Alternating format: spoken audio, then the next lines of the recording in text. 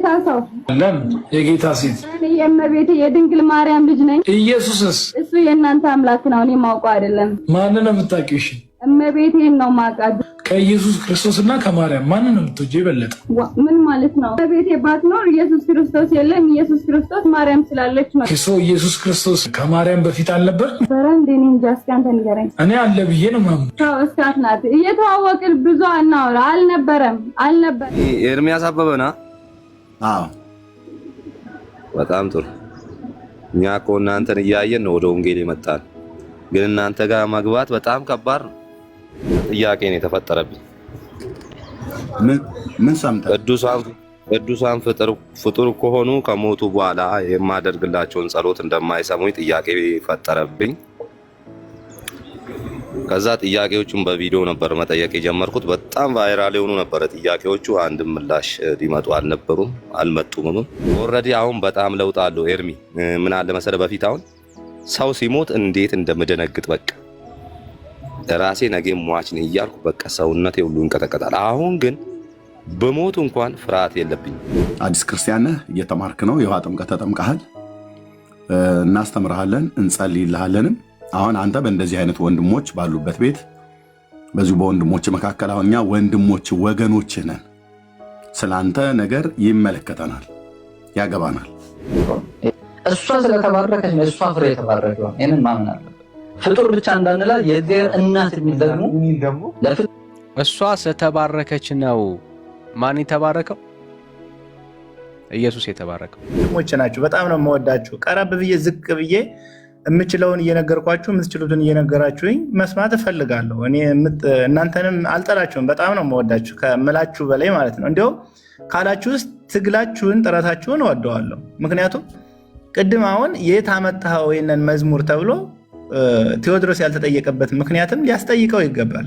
ለምን ዝም ማለት የለባትም። የኛ ቤተክርስቲያን ኩላዊት ጥንታዊት እንደመሆኗም ማለት ነው። የእናንተ መነሳት የእናንተ መጠንከር ቤተክርስቲያኗንም ያጠነክራል።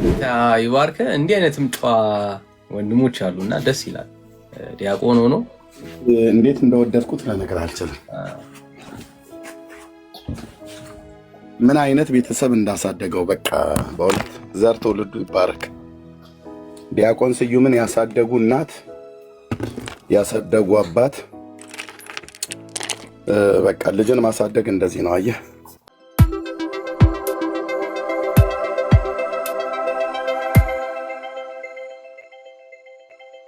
እትም ላይ ያለው።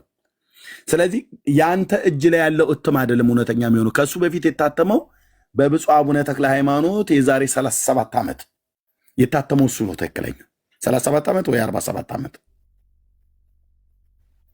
80 ስንት ነው? ቆይ እንዳልሰሰት እዚህ ስለሚቀዳ 2018 በዛ ላይ ያዘው ሲቀነስ 1980 38 ዓመት። አዎ የዛሬ 38 ዓመት የታተመው እሱኛው ከመታተሙ በፊት እጅ ላይ ያለው ከመታተሙ ከ18 ዓመት በፊት የሚቀድመው ማለት ነው። ከ20 ዓመት በፊት ይሄኛው እጅ ላይ አሁን ያሳየው የብፁዕ አቡነ ተክለ ሃይማኖት እትም እሱ እጅ ላይ ያለው 80 ከመታተሙ በፊት ይሄኛው ከ20 ዓመት በፊት ነበር። ይሄኛው እጅ ላይ ያለው ደግሞ በብፁዕ አቡነ ባስሊዮስ 1946 እና 47 ላይ 46 ዓመተ ምህረት የታተመው የሱኛው ቅጂ ነው። ይሄኛው እጄ ላይ ያለው ማለት ነው። በብፁዕ አቡነ ባስሊዮስ እና በብፁዕ አቡነ ተክለ ሃይማኖት ዘመን ሁለት ጊዜ ነው ኦርቶዶክስ 80 ያሳተመችው። ከዛ ቀጥላ ለሶስተኛ ጊዜ አሁን እጄ ላይ ያለውን በ2000 ዓመተ ምህረት በሚሊኒየም አሳተመች አይባልም። በሚሊኒየሙ ጊዜ አበላሸችው እሱ እጄ ላይ ያለው ማለት ነው። ዲያቆን ስዩም ይሰማኝ። ዲያቆን ያረጋል አበጋዝም ብቻ አይደለም እየነገርኩ ያለሁት። ስልክህን ካገኘው አንድ መጽሐፍት ገዝቼ እሰጥሃለሁ። የቅድስት ሥላሴ መንፈሳዊ ኮሌጅ የግሪክ ቋንቋ አዋቂ የሆኑት የቴዎሎጂ መምህር የሆኑት መምህር ጌታቸው ተረፈ የሚባሉት የጻፉት አሉ። ተፋልሶ የሚል የጻፉት 2 ቅጽ ያለው መጽሐፍ አለ። መጽሐፉ እዚህ እኔ ጋር መጥቷል። ከዚህ ወደ አንተ አልቀው መጽሐፉን ስለምፈልገው እዛው ግን ባለህበት ብሩክዬ ወይ ዳንዬ ይሰጠዋል። እኔ ገዝቼልህ ማለት ነው። ተፋልሶን አንብበው መምህር ጌታቸው የቅድስት ሥላሴ መንፈሳዊ ኮሌጅ የግሪክ ቋንቋ መምህር የሆኑት ማለት ነው። ግሪክን እንግዲህ አዲስ ኪዳን ያው እንደምታውቀው ጽርህ ነው፣ ግሪክ ነው። እንዴት መጽሐፍ ቅዱስን እንዳበላሹት የጩኸት የለቅሶ እንባ ነው የሚጮሁት። እሳቸውን ሰምተው ብዙ መምህራን ይህን መጽሐፍ ቅዱስ አንቀበለውም ብለዋል። ውስጡን ለቄስ ነው እኮ አለ ዲያቆኑ ያደርጋል። ማን ነበር ያልከኝ? አሁን የጻፉት መምህር ጌታቸው ተረፈ የሚባሉ ማለት ነው።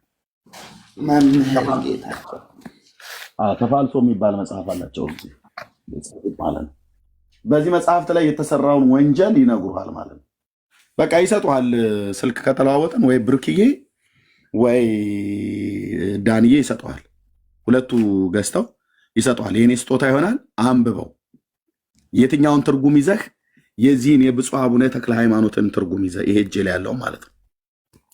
ይህን ትርጉም ይዘህ አንብበው። ከፈለቅም እሱኛውን ትርጉምም የያዝከውን እጅ ላይ ያዝከውን መጽሐፍ እንዳትለቀው።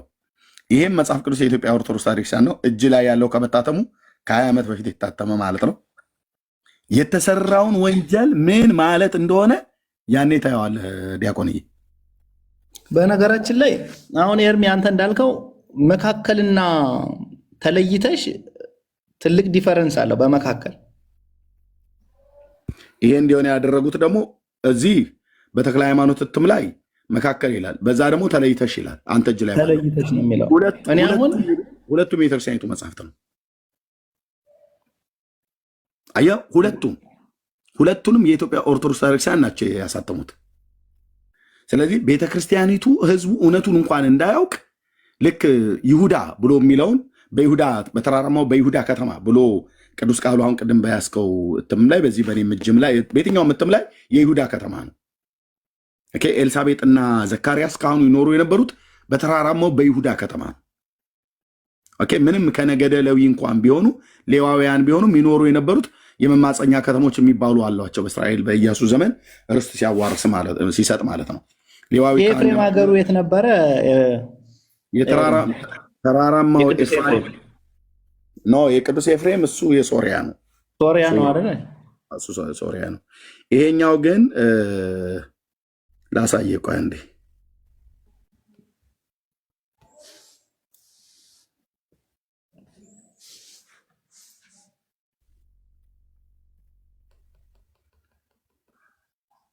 ኦኬ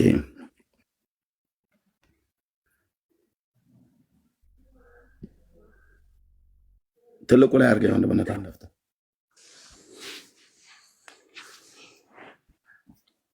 ያለ ጽሁፉን ወንድነትን ይዞር አድርገው እዛ መልሳለሁ።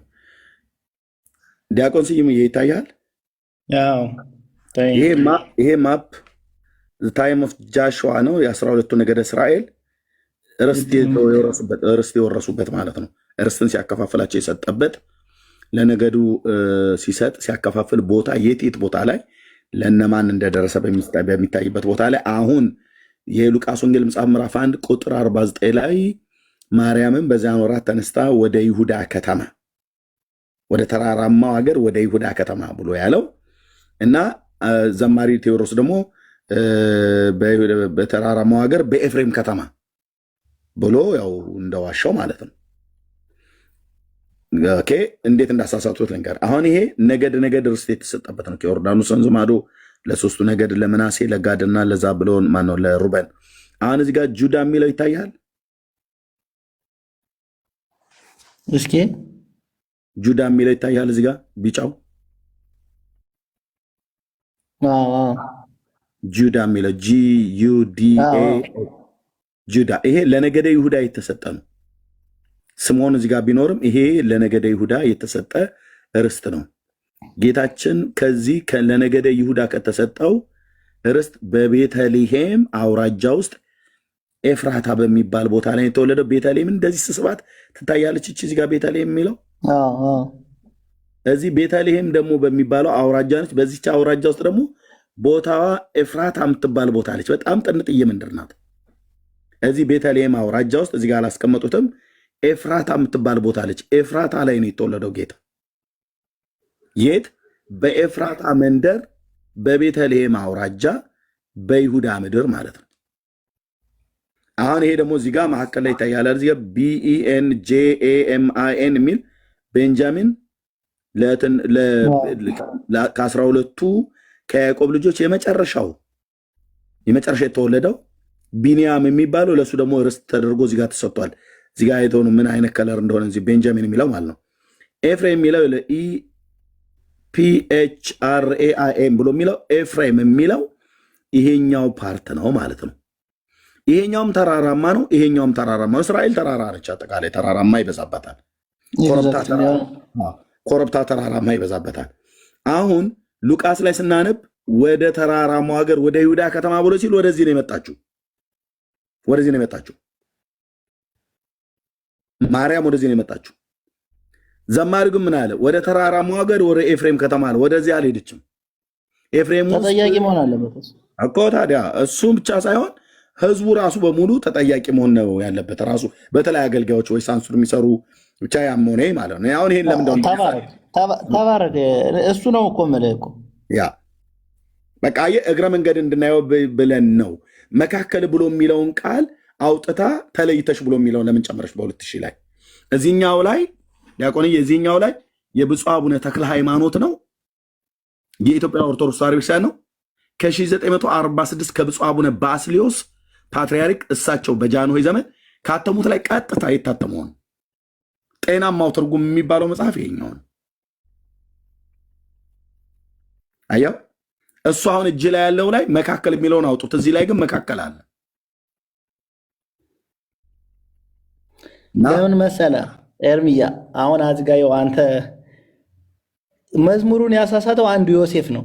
ዮሴፍም ወይ የሰማ ይሆናል ወይ ነገር ሊሰማ ይችላል። ዘማሪ ዮሴፍ ቴዎድሮስ ነው። ዮሴፍ ዘማሪ ቴዎድሮስ።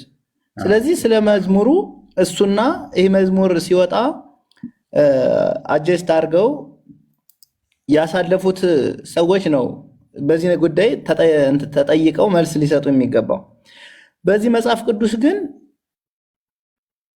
ይህንን ለምዕመናን እንዲዳረስ ያደረጉት ያው ሲኖዶሱ ሳይፈቅድ መቼም ይህ መጽሐፍ ቅዱስ ማንም ሰው ሊሸጥም አይገባውም፣ አንድም ሰው ሊተቸውም አይችልም። ይህን መጽሐፍ ቅዱስ ማለት ነው ከምልዓተ ጉባኤው ውጭ ማለት የጌታ ቃል ስለሆነ፣ ስለዚህ ይህንን ምና መዝሙሩን ለማገናኘት እኔ አእምሮዬ ስለማይቀበል ባታገናኘውስ ለማለት ያክል ነው። አመሰግናለሁ። እሺ፣ ግን አንደኛ በእግዚአብሔር ቃል ላይ በቀድሞ ትርጉም የሌለን ቃል አዲስ እንግዳ ነገር አምጥተው ሲጨምሩ አንተም ብትሆን እንደ አገልጋይ ካህን እንደመሆን መጠን ዲያቆንህና ክህነት አለ። ምንም እንኳን መጽሐፉ ይሄኛው አውጥታችሁ ጣሉ የተሳሳተ ነው ብሎ ማለት እዛ ደረጃ ባይደርስም ይሄ ግን ለምንድን ነው የተቀየረው ብሎ ግን የመጠየቅ መብት አለ ካህን እንደመሆን መጠን። ሁለቱን ምትም አሁን ይሄ እጅ ላይ ያስከውን የብፁዕ አቡነ ተክለ ሃይማኖት እጅ ላይ እንዳያስከውሉ የብፁዕ አቡነ ጳውሎስን እጅ ላይ እንዳያስከውሉ የብፁዕ አቡነ ተክለ ሃይማኖት አሁን ያሳየውን እጅ ላይ ቢኖር ሄደ ወይ ንስሐ አባትን ወይ መምህራንን ወይ ጳጳሳትን መጠየቅ ትችላለህ። አገልጋይ ነው መጠየቅ አለብን። ለምሳሌ መካከል ብሎ የሚለው ተለይተሽ ብሎ በሚል ለምን የቀየራችሁት ብለህ በላቸው። ማን የነገረ ብለው ካሉ በቀድሞ የአቡነ ተክለ ሃይማኖት እትም ላይ አይቼዋለሁ፣ ከፈለጋችሁ ላሳያችሁ በላቸው ይላሉ ሳይሆን ብለዋል። በሱኛው መጽሐፍ ላይ ለምሳሌ ከእናት ቋንቋው ከግሪኩ ላይ የሌለ ከግዕዙም ላይ የሌለን ቃል ሁሉ ጭምር ተጠቅመውታል። አለ መጽሐፉ አጠገብ ነው። የትኛው የ2000 አለ ማለት በደንብ እንዲያስተውልም ቼክ እንዲያደርግ እንድንረዳውም አንደኛ መቅድሙ ላይ ያለውን ምን ብለው እንደጻፉ ቢመለከተው ብታሳየው፣ በምን መልኩ እንዳስተካከሉት እዚሁ 2000 ላይ ብታሳየው። ሁለተኛ እንግዲህ ስዩም የብሉይ ኪዳን መጽሐፍቶች በምን ቋንቋ ነው የተጻፉት?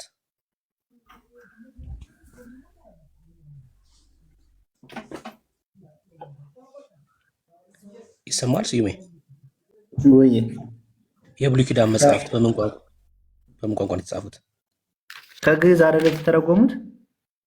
አይ የተጻፈው ትርጓሜው ከየት ነው የሚል ሳይሆን የተጻፈው ለመጀመሪያ የብሉይ ኪዳን መጽሐፍት ጸሐፊዎች እነማን ናቸው ነው መልክ። ጸሐፊዎቹ ኤርሚዬን በትልቁ አድርጉት ካሜራ እንዲከፍት። ወንድምነት አንተ አለ አይደለ መጽሐፉ? አይ እኔ ያጠገብ ስለሌለ ነው እንዴ? አንተ ራሱ እሺ እንትና ነው የዲያቆን ትልቁ ላይ አድርጉት። እዛው እሱ ራሱ ያነባዋል፣ እንከታተለዋለን። እሺ ስዩሜ፣ የብሉይ ኪዳን መጽሐፍት በምን ቋንቋ ነው የተጻፉት?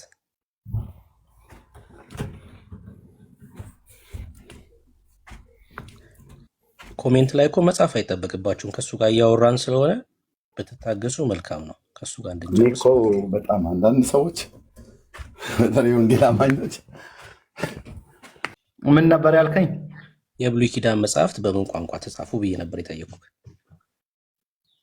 ኦኬ፣ መጽሐፍቶች እንዴት ተጽፈው እንዴት እየተረጎሙ ከኛ እንደደረሱ ነው። ኦሪጂናል ጽሁፉ በምን ቋንቋ ነው የተጻፈው? በግሪክ ነው በዕብራይስጥ? እንደዚህ ነው የብሉይ ኪዳን ማለት ነው። እንደዚህ ነው ኤርሚ? እሺ እሺ፣ በሂብሩ። እሺ፣ የአዲስ ኪዳንስ? ከዕብራይስጥ ወደ ግሪክ፣ ከግሪክ ወደ ግዕዝ፣ ከግዕዝ ወደ አማርኛ ነው። የአዲስ እየጠየቀኝ ነው ወይስ እኔ እዚህ ጋር የሆነ ትክክል ላልመልስልህ እችላለሁ? እሺ፣ ምንድነው ልልህ የፈለኩት ዋናው ሀሳብ፣ ችግር የለውም። የብሉይ ኪዳን መጽሐፍት የዳንኤል 7ቱ ምዕራፍ በአርማይክ፣ ሌላው ደግሞ በሂብሩን የተጻፈው። የዳንኤል 7 ምዕራፎች በአርማይክ ቋንቋ፣ ሌላው ደግሞ በሂብሩን የተጻፈው። የአዲስ ኪዳን ደግሞ በግሪክ ነው።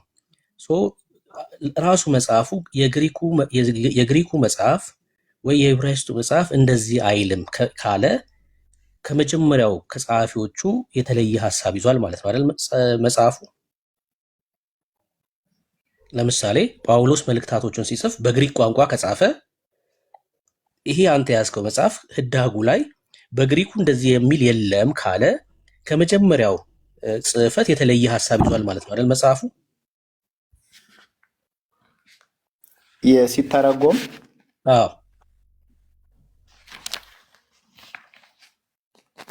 ስናነብ ነው የምናውቀው። ግሪኩንም ስናነብ ይሄኛውንም ስናነብ ነው የምናውቀው።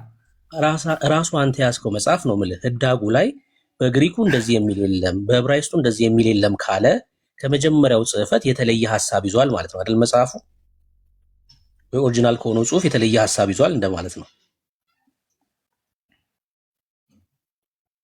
ኦኬ፣ አንዴ ድገምልኝ፣ ግልጽ እየሆነልኝ አይደለም። ካሜራውን ክፈቱ፣ አንዴ መጽሐፉን ክፈቱና ላሳይክ። ኦኬ፣ እሺ፣ ካሜራውን ጠብቀኝ አንዴ።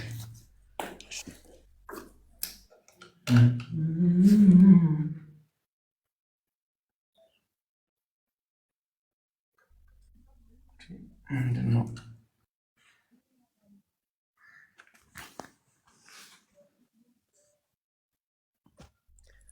እሺ ለምሳሌ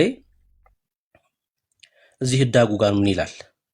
ከታች ህዳጉ ስር ምን የሚል ቃል አለ?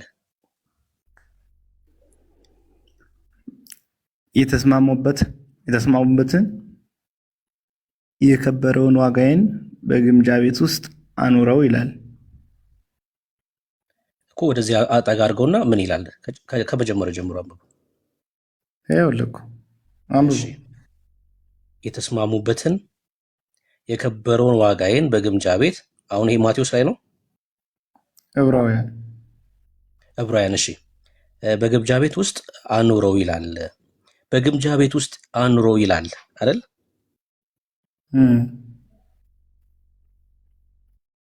እሺ፣ ሌላ ክፍል ላይ ሌላ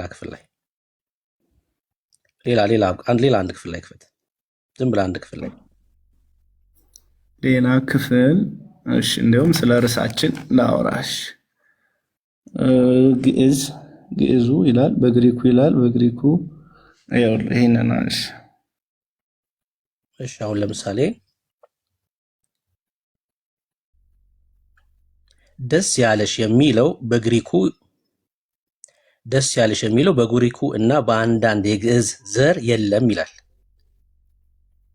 አዮ ደስ ያለሽ የሚለው ቃል እኛ ያስገባነው ነው እንጂ በግሪኩም ሆነ በአንዳንድ የግዕዝ ዘር ውስጥ የለም የሚል ሀሳብ አለው። ሶ በግሪክ ይሄ ቃል ከሌለ ደስ ያለሽ የሚለውን እኛንን ያስገባንበት እያሉ ነው ያሉት አይደል ጸሐፊዎቹ፣ ወይ ደግሞ ኦርቶዶክስ ተዋሕዶ በ2000 እትም ላይ እኛ ጨመርንበት በግሪኩ ይሄ ቃል የለም እያለች ነው አይደል? ኤርሚ የምለው እኔ እሱ ጋር ስለምግባባ ነው ብሩኬ፣ አንዳንዴ ማለት ወይም አሁን ኤርሚ እሱ እንደዚህ የሚለው እኮ ማለት በመጽሐፍ ቅዱስ እኮ እየተስማማ አይደለም እኮ ብሩኬ ማለት አልገባኝም። ብሩኬን ሳይሆን ስዩምዬ፣ ብሩኬን በጣም እዚህ ያሉ ወንድሞች በጣም ከእኔ በላይ የምትወዳቸው ወንድሞች ናቸው። ልብ በል። አይ እሱ እኮ በመጽሐፍ ቅዱስ ልክ አይደለም ልክ ነው እያለኝ እኮ ነው አሁን ያለው እኮ ልክ ነው እኮ አሁን ታውቃለህ አይደል? ቤተክርስቲያኒቱ ብሉይ ኪዳንን በተመለከተ በዕብራይስጥ፣ አዲስ ኪዳንን በተመለከተ በጽር በግሪክ ብላ አስተምራናለች። ይሄ ማንም ሰው ያውቃል። ስለ መጽሐፍ ቅዱስ በተለይ በሰንበት ትምህርት ቤት የገባ ወይ ደግሞ ዲያቆናት እንኳን ብንሆን እንደኔና እንዳንተ ይህንን የማያውቅ የለም። እንደው የማያውቁ ካሉ ነው በጣም ጥቂቶች የተወሰኑ ሊሆኑ ይችላሉ። ኦኬ። ስለዚህ አሁን በግሪኩም ላይ በግዕዙም ላይ ከሌለ ግሪኩ እናት ቋንቋው ነው። አዲስ ኪዳን በተመለከተ ከግሪኩ ወደ ግዕዝ ነው የተረኮመችው ማለት ነው። ግዕዙም ላይ ደግሞ የለም ደስ ያለሽ ብሎ የሚል የለም። እናት ቋንቋውም ላይ የለም። ግልባጩ ግዕዝም ላይ የለም። አማርኛው ላይ 2000 ላይ ሳይሆን አንተ ከያዝከው ላይም እኮ አለ እኮ ይሄ። አይ እንደዛ አይልም። ደስ ያለሽ አይደለም ብሎ የሚለው ደስ ይበልሽ ነው።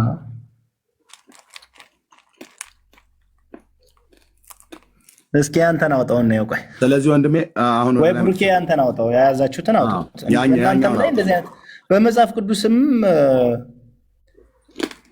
እናንተ እንደምትሉት እኮ መጽሐፍ ቅዱስም እኮ እየከሰሳችሁት ነው መሰለኝ። አላውቅም እንደዚህ አይነት ነገር እኛ አይደለንም። ቤተክርስቲያኒቱ ስዩምዬ አንድ ቀን ይገባል። ቤተክርስቲያኒቱ እሱ ያስከው መጽሐፍት ላይ በዘመናት ታሪክ አድርጋ የማታውቀውን ስህተትና ወንጀል የፈጸመችው እሱ መጽሐፍ ቅዱስ ላይ። ይሄንን ዝም ብለን አይደለም የምንነግርህ። 1 2 3 ቃላቶች ስላገኘን አይደለም የምንነግርህ። አሁን ማሳየቱን ብንቀጥል እኔ ጋር እኩለ ሌሊት ደርሷል። ነግቶብኝ ቀኑን ሁሉ ጭምር አንጨርሰውም። ሳምንታት ሁሉ ማለት ነው። በመጽሐፍት ውስጥ የተጻፈው ማለት ነው ብናሳይ ሁለቱን የአቡነ ተክለ ሃይማኖትንና አሁን እጅ ላይ ያለውን ትርጉሙ የሁለቱን ትርጉም እያነጻጸርክ ብታይ ሁለቱም የቤተክርስቲያኒቱ መጽሐፍት ነው። በሁለት ፓትርያርክ የተጻፈ በእነሱ ፕትርክና ዘመን የተጻፈ ማለት ነው። ግን ከዋናው ቃላት ላይ ከ80 ምንድነው ከግሪኩና ከግዕዙ ላይ የማይገኝ ከግሪኩም ላይ ከዕብራይስጡም ላይ የማይገኝ እዚህ አሁን አንተ ያስከው ላይ አንድ ማዕት አለ። ይሄ አሁን አንተ ያስከው መጽሐፍ እኔም እጅ ላይ አለ፣ ብርኬም እጅ ላይ አለ፣ ዳንዬም እጅ ላይ አለ አይደል? ዳንዬም አለ አይደል? አንተ ጋር አዎ አለ አለ። እሺ እና የትኛውን እናንተ አሁን እንደው ትናንት ወንጌል አማንያንን ብለኛል። ያው እስከዛሬ እኔ መናፍቅም ፕሮቴስታንት ምንም እያልን ወንጌል አማኝ ነን ብለኛል። የትኛውን መጽሐፍ ቅዱስ ነው እናንተ የምትከተሉት? እኛ በንጉሱ በጃንሆይ ዘመን የታተመው በ1954 66 ተብሎ የተባለው ነው። አሁን ይሄ ቀደም ያሳየው ብፁዕ አቡነ ተክለ ሃይማኖት 80 ወአሐዱ የተባለው ላይ ዲትሮካኖኒካል የሚባል የብሉይ ኪዳን ተጨማሪ መጽሐፍት አለ። እሱ ሳይገባ ሌላውን እንቀበለዋለን። የአዲስ ኪዳን የብሉይ ኪዳን ነው። የ80 ወአሐዱ ላይ ያለውን ቅድም ያሳየውን ማለት ነው። የብፁዕ አቡነ ተክለ ሃይማኖት እትሙንም አንተ አሁን እትሙንም የራሴ እትምም የእናንተ የታተመበት ዘመንም ስላለ በኃይለ ሥላሴ የታተመውን ነው በ1879 በኃይለ ሥላሴ ዘመነ መንግስት የታተመው ነው። አሁን አብዛኛው በወንጌላውያን የምንጠቀመው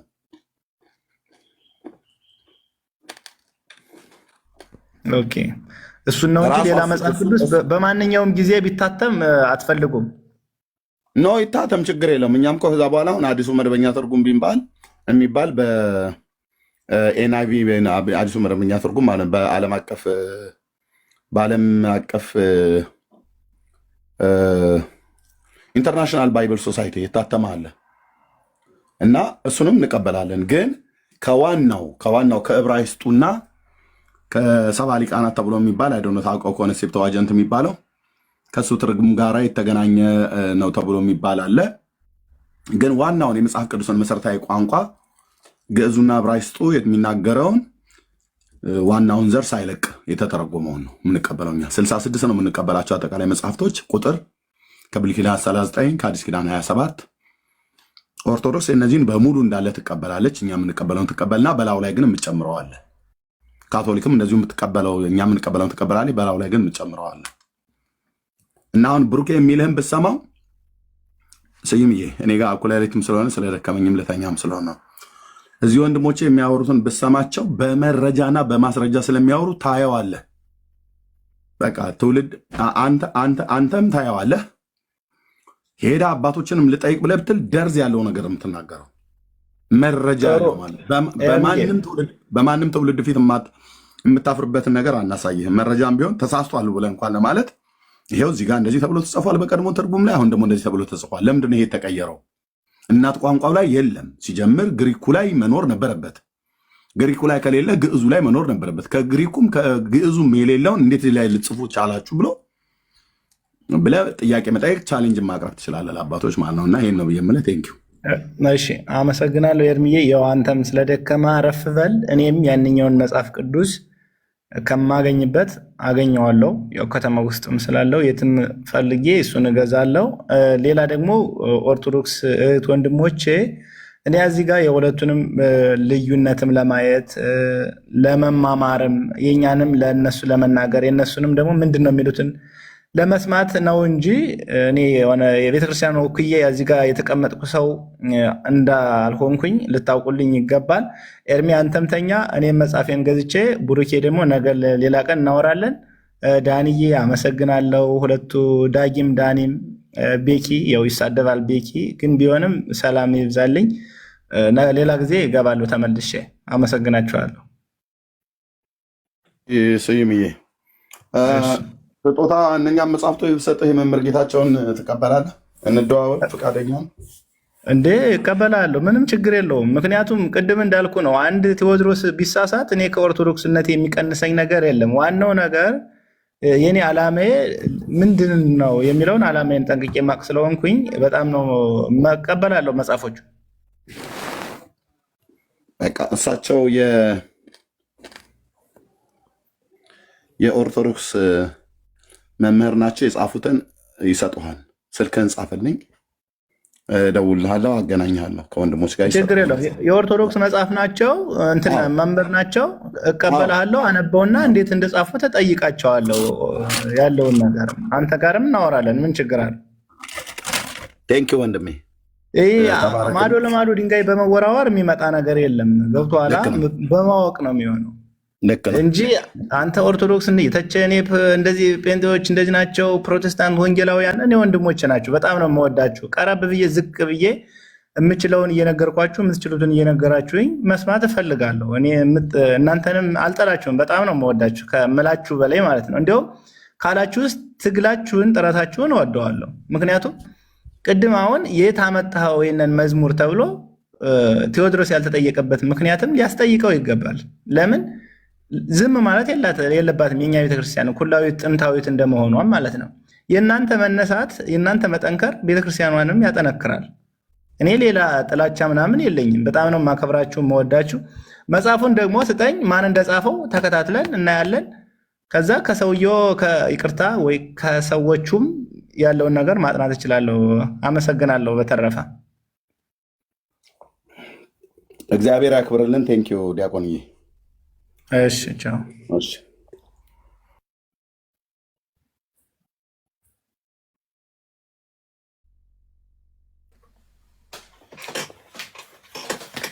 እሺ ጌታ ይባርክ። እንዲህ አይነትም ጨዋ ወንድሞች አሉና ደስ ይላል። ዲያቆን ሆኖ እንዴት እንደወደድኩት ለነገር አልችልም።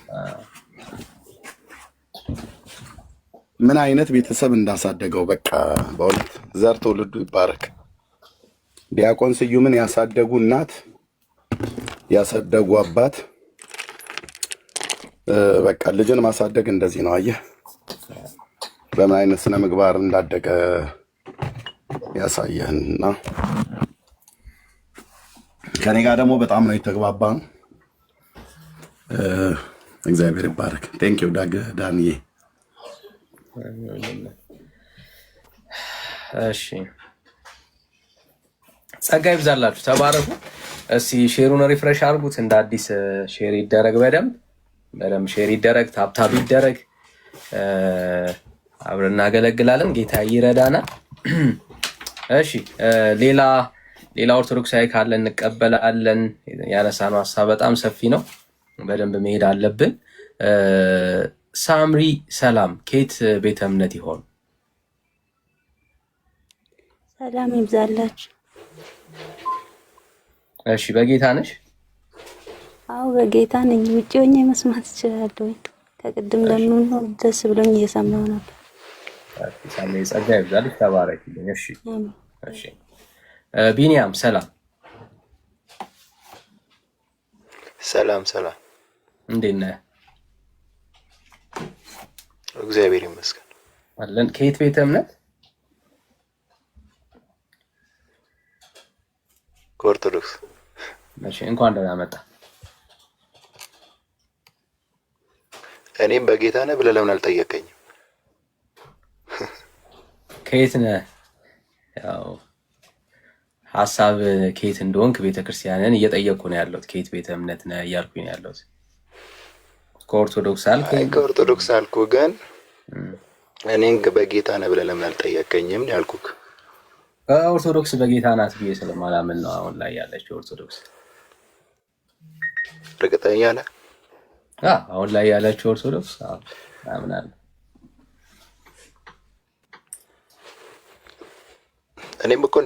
እኔም አንተን እንደዛው ነው የማስበው። አረ እሺ እናያለን። ኤግዛክትሊ እናያለን። እስቲ አሁን የትኛው በጌታ መሆኑ አለመሆኑን እናያለን። ለምሳሌ ቤተክርስቲያናችሁ ውስጥ ማርያም ከፈጣሪ በታች ከፍጡራን በላይ ናት ተብሎ ይታመናል። ከፍጡራን በታች ከፈጣሪ በታች ከፍጡራን በላይ ከፈጣሪ በታች ናት ተብሎ ይታመናል። እና መጽሐፍ ቅዱሳዊ ነው ብለህ ታምናለህ?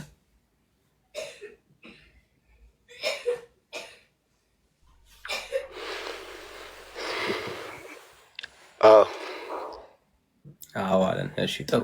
ዳግሻዬ አለ? ድምፅህን አልሰማንም። የምትችል ከሆነ ያለህበት ታይም አረ ነው። እሺ ብሩኬ ተቀበለው። አንዴ ብሩኬ አለ? መጀመሪያ ስነ ምግባራችሁ ራሱ አይመጥንም እናንተ። አለውኝ ዳኒ። እሺ እስቲ ተቀበለው ብራዘር። ሄደ እኮ ስነ ምግባራችሁ አይመጥንም ብሎ ሄደ።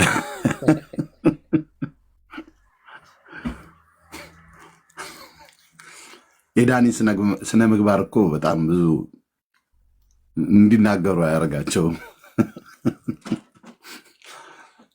አይ ወንድማችን ኤርሚ ሰላም ብያለሁ። እንዴት ነህ? ሰላም አለን። ኤርሚ ያሳበበና? አዎ በጣም ጥሩ። እኛ እኮ እናንተን እያየን ነው ወደ ወንጌል የመጣን፣ ግን እናንተ ጋር መግባት በጣም ከባድ ነው። አላወኩም። ከየት ነው የመጣው? ሲሳይ ነኝ። በግጥም ወንጌል ማነበው። አላወኩም ወንድማችን። ፎሎ አድርገኝና ውስጥ ታገኘኛለህ። ቪዲዮዎቼ ቫይራል የወጡ ስለሆኑ ሲጀመር ታገኛለህ። አይተህ ሰኒ ቤት ምናምን አንዳንዴ ሄዳለሁ።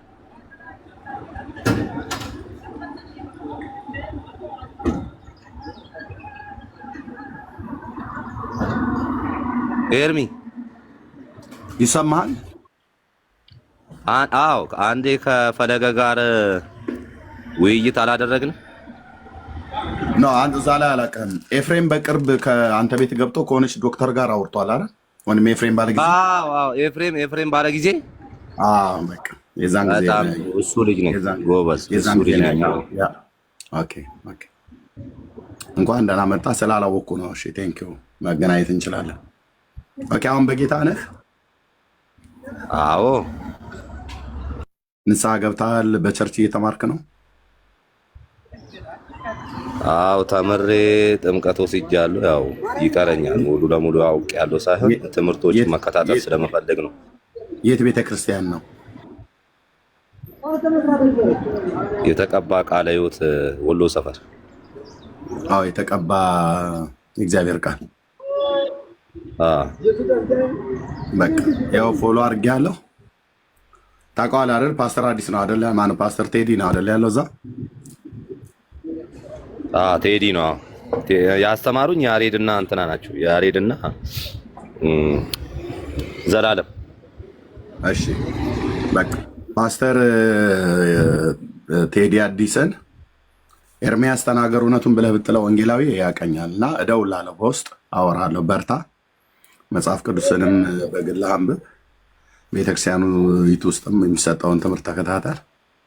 አሁን ፎሎ ስላረኩ በምትመጣ ሰዓት እቀበላለሁ። በርታ ወንድማችን። ስንት ወር ሆነ ጌታን ከተቀበልክ? አንድ 5 ወር ከምናምን፣ ኦልሬዲ 6 ወር አይበልጥም። እንዴት ጌታ ልትቀበል ቻልክ? እስኪ በ2 ደቂቃ ውስጥ መስከርልኝ እና ወደ ላውሮ እንሄዳለን። መጀመሪያ ጥያቄ ነው የተፈጠረብኝ። ምን ሰምተህ? ቅዱሳን ፍጡር ከሆኑ ከሞቱ በኋላ የማደርግላቸውን ጸሎት እንደማይሰሙኝ ጥያቄ ፈጠረብኝ። ከዛ ጥያቄዎቹን በቪዲዮ ነበር መጠየቅ የጀመርኩት። በጣም ቫይራል የሆኑ ነበረ ጥያቄዎቹ። አንድም ምላሽ ሊመጡ አልመጡም። ራሴም አንዳንድ መጽሐፍ ቅዱስ ቦታዎችን ማየት ጀመርኩኝ። እኔ ብቻ ነኝ ከቤቱ የወጣሁት። ቤተሰብ እንዳለ ተከታይ ነው። ጥያቄ ተፈጥሮብኝ መክብብ ምዕራፍ 9 ቁጥር 4 ላይ አንዴ እንደ ድንገት ነው ገብቼ ያነበብኩትና እኔ በራሴ የሰጠው ትርጉም ምንድነው? ከፀሐይ በታች ለሚፈጠረው ነገር ምንም ዕጣ ፈንታ የላቸውም ይላል ሙታንና እኔ የወሰድኩት ምንድነው? እሱን የተረጎምኩት ስህተትም ከሆነ ታርሙኛላችሁ። የሞቱ ቅዱሳን ከፀሐይ በታች ላለው ነገር ምንም ድርሻ እንዳሌላቸው ነው የተረዳሁት። መክብብ ምዕራፍ 9 ቁጥር 4 ላይ ያለውም ማለት ነው። ልክ ነኝ ኤርሚ? ያ ልክ ነኝ አይደለ? ሰዎች ከሞቱ በኋላ በዚህ ፕላኔት ላይ ስለሚሰራው ነገር ጻድቃንም ቢሆኑም እንኳን የሚያውቁት ነገር የለም። ከዛ ተነሳው መጀመሪያም እነ ትዝታው እነ ዘርፌ እንዳንተ አይነት እነ ቅዱስ እከታተላቸው ነበር። ባይዘዌ እነሱም መከታተል በጣም ጥቅም አለው። ብዙ ሰዎች አሁን አስቀድመው የጥላቻ የስድብ ነው የሚጽፉትና ግን እዛ ቦታ ቁጭ ብሎ ረጋ ብሎ መስማት በእውነት እኔ መመረጥ ነው ብዬ ነው ያሰብኩት። ምክንያቱም በጣም አደገኛ ልጅ ነበርኩኝ፣ ሰውም አልሰማ ልጅ ነበርኩኝ። በቃ አጠገቤ መጥተህ ኢየሱስ ካልክ አንተ ስለ ሃይማኖት አታንሳብኝ እዚህ ጋር ነው የምለው። ምንም ማቃት መረጃ አልነበረችኝም። ኋላ ላይ ግን ብዙ ሰዎች ሲያር ዳንኤልስ ጋር አልመጣህም? ይሄ የሚስቀው ወንድም ጋር እዚህ ትልቁ ላይ ያለው ላልከኝ ምን እምነት? አይ ዳንዬ ጋር አልመጣህም ወይ ያልኩት ነው። ሲሳይን ዳኒ ጋር አንዴ ሰላም ብዬ ወጥቻለሁ። ትላንት ማታም በአካል አግኝቼው ነበር። ያው እፍታ ነው ስልክ እያወራን ያለፈኝ አረለ ዳኒ ማታ ሰላም እወዳለሁ ብዬ ነበር። አላወኩም ሲሲዬ ስልክ እያወራ ነበረ። ቦታውን ቶ የተያየንበት ቦታ ቶ ለሚዲያ ስለ እንትን ነውና የርክ ነበር። አንተ ስልክ እያወራህና ሰላም ብዬ ነበር። በጣም ወዳለሁ ምናምን ወንድሜ ብዬ ነበርና ያው ስልክ ላይ ስላልነበርክ ረጋ ብለን አላወራንም። ያቺ ቦታ ማታ ያልኳት ቦታ ስራ ላይ ሆኜ ያናገርኩ ያቺ ቦታ እኔ እዛ ነው የምታገኘኝ። ኦልሬዲ አሁን በጣም ለውጥ አለው ኤርሚ። ምን አለ መሰለ በፊት አሁን ሰው ሲሞት እንዴት እንደምደነግጥ በቃ ራሴ ነገም ሟች ነኝ እያልኩ በቃ ሰውነቴ ሁሉ እንቀጠቀጣል። አሁን ግን በሞት እንኳን ፍርሃት የለብኝም። ምንድነው አሁን ለምሳሌ ኢትዮጵያ በኑሮ ውድነት ሰው ይጠላታል፣ ስዊዘርላንድን ግን ይወዳታል የኢትዮጵያ ሕዝብና ከኢትዮጵያ ወደ ስዊዘርላንድ አንዱ ልውሰድ ብትለው ፌንት ነው ይበላው በደስታ። ልክ እንደዛው ነው። እኔ አሁን ከሞትኩኝ ከጎጂው ሀገር ወደ ማነው በቃ ከጨቋኝ ሀገር ወይም ደግሞ በኑሮ ከሚጨቁና ሀገር ወደ ዘላለም ደስታ እንደምትሄድ ውስጤ ስላመነ በጣም ደስተኛ ያለው በጣም ቢግ ዲፈረንስ በእውነት ከበፊቱ ነው። አሁን ምንድነው ኤርሚ በመስተመጨረሻ የምነግርህ ድሮ ስሳደብ አይኔ የለኝም፣ ስድብ ፋብሪካ ነበርኩ። አሁን ግን ያየሁት ሁሉ እኔ እየቸገረኝ ያየሁት ሁሉ መኪና የሚነዳው ሰው ያሳዝነኛል። እኔ አንድ ብር የለኝም፣ መኪና የሚነዳው ሰው ያሳዝነኛል። የእግዚአብሔርን ቃል ያውቃሉ። ጌታውን ተቀብሎ እንደዚህ አይነት ጭንቀቶች ናቸው አሁን እኔ ላይ እየመጡ ያሉት እንጂ ለራሴ ምንም የምጨነቀው ነገር የለም። ይሄ ትልቅ ለውጥ፣ ይሄ መንፈስ ቅዱስ ሲያገኝህ የምታደርገው ነገር ነው። ራስን አሳልፈ ለሰው እስከ መስጠት የምትደርሰው ያ ማለት ያው የክርስቶስ ባህሪ እየወረስኩ ነው ማለት ነው። እና በእውነቴን ነው የምላችሁ እኔ በጣም ተመችቶኛል። ግን ወንጌል ይቀረኛል ገና። እስካሁን እኔ ላዩን በገባኝ መሰረት ነው ግጥሞችንም መልእክቶችንም ዝም ብዬ ስናገር የነበረው። አሁን ደግሞ ረገጥ አድርጌ በየቦታው እየገባው ወንጌልን መማር ስላለብኝ በጭቅጭቆች መሀል እውነቶች ስለሚገኙ ከዛም ስለተገኘው እኔ በጣም ወዳችኋለሁ። ኤርሚ ሁላችሁንም፣ ዳጊ ያቀኛል። ቤኪ አበብ ጋም አንድ ቀን ገብቼ ሰላም ብያቸው ወጥቻለሁ።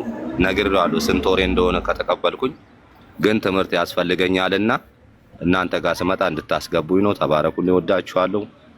በብዙ ይጨምርላችሁ። ከዚህ በላይ ማራኪዎች ያርጋችሁ።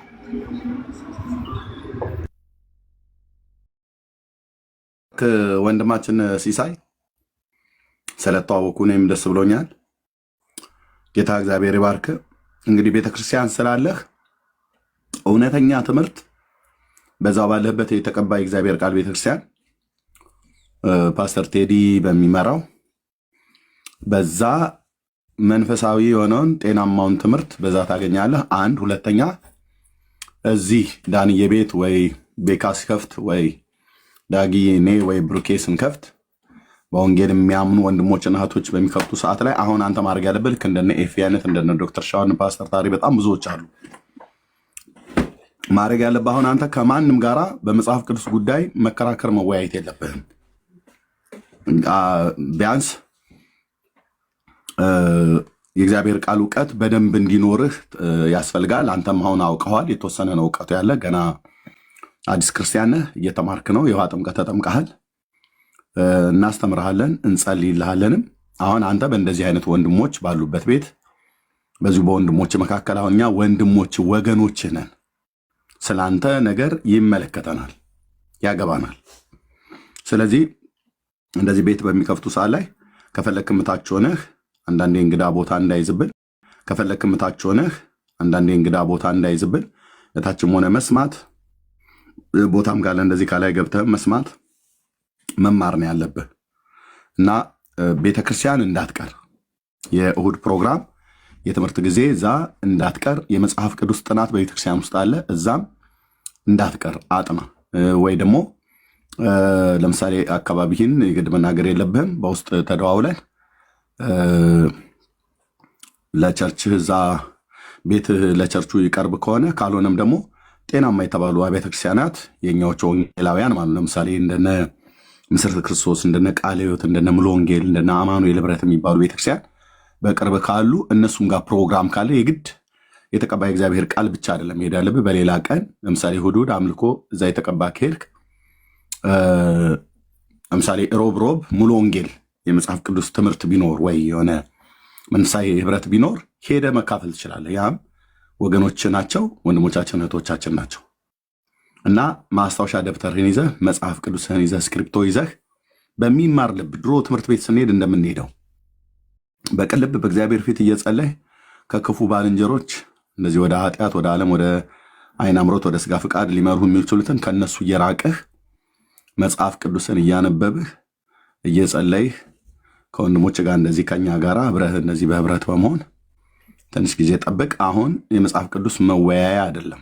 አሁን በባለፈው ዶክተር የተባለችዋ ስታወራህ እየሰማን ነበር። እኔ አንድ ቦታ ላይ ስላልቻልኩ ኤፍዬ ስለገባ ተውኩትኝ። አልቻልኩም ነበር። በእርግጥ እሱም ባይገባልህ የነበርኩበት ቦታ ለመግባት የሚያስችል አልነበረም። እና ዶክተሯ በጣም እያሳሳተች ነበር። ማቴዎስ 25ን ጠቅሳ ማለት ነው። እሷ በራሷ ፍሬ እንደፈለገች ነው የምትሄደው። እና አየህ እሱ ጴንጤ ነው ብላ አለችህ። አንተ ገና አዲስ ክርስቲያን ነህ። ከኤፍሬም ጋር ግን ልታወራ ስትል አይ ከእሱ ጋር የጀመርኩትን ልጨርስ እያለች ስትከራከር ነበር። ለምን ከኤፍሬም ጋር አታወራም? ለምን ከኤፍሬም ጋር አታወራም? ከእኛ ጋር ለምን አያወሩም? ከእኛ ጋር እናውራ ብለን ስንላቸው ነገረ ድህነት ላይ አያወሩም። ከመጽሐፍ ቅዱስም በራሳቸው መጽሐፍት አያወሩ፣ ይሸሻሉ። አዲስ ክርስቲያን ስለሆንክ ግን እንደሆንክም ስላወቀች መጽሐፍ ቅዱስን በደንብ እንዳልተማርክ ስላወቀች እሷ የፈለጋትን አጣማ ስትናገር ነበር። ግን ኤፍዬ ገብቶ ያው በደንብ የተናገረው እናውቃለንና በርታ፣ አይዞ፣ ተባረክ፣ ጸጋ ይብዛልህ። ዳንዬ ሶሪ ስለያዝኩ ይቅርታ።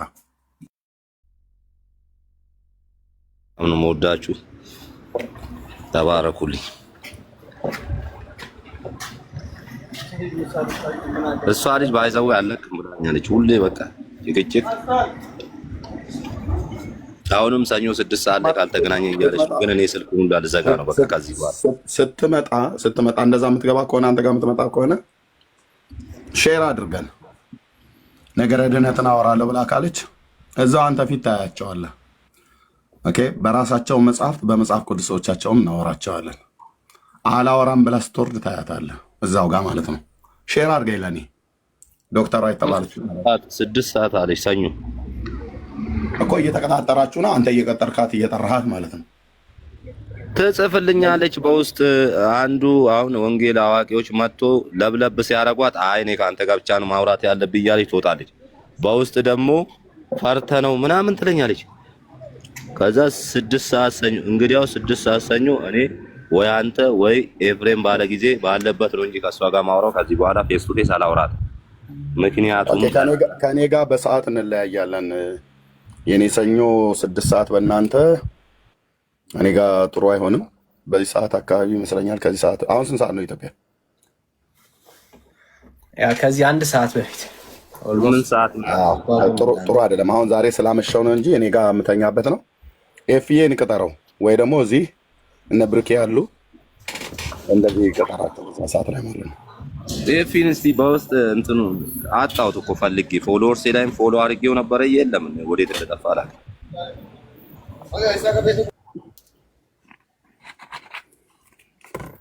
አካውንቱ ሲፈልገው አጣውት ኤፍሬም።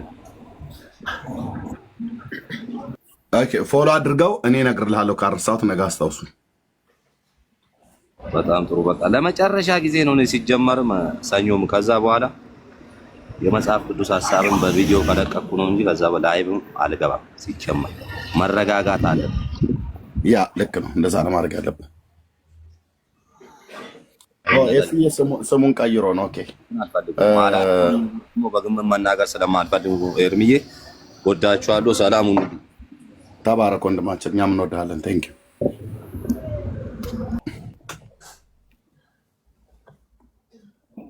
በጣም ይቅርታ ልሰናበታችሁ፣ ልተኛ ነው።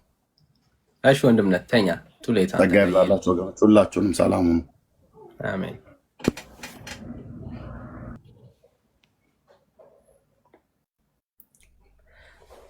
እሺ ጸጋ ይብዛላችሁ፣ ተባረኩ። ሼር እናድርገው፣ እንደ አዲስ ሪፍሬሽ ይደረግ።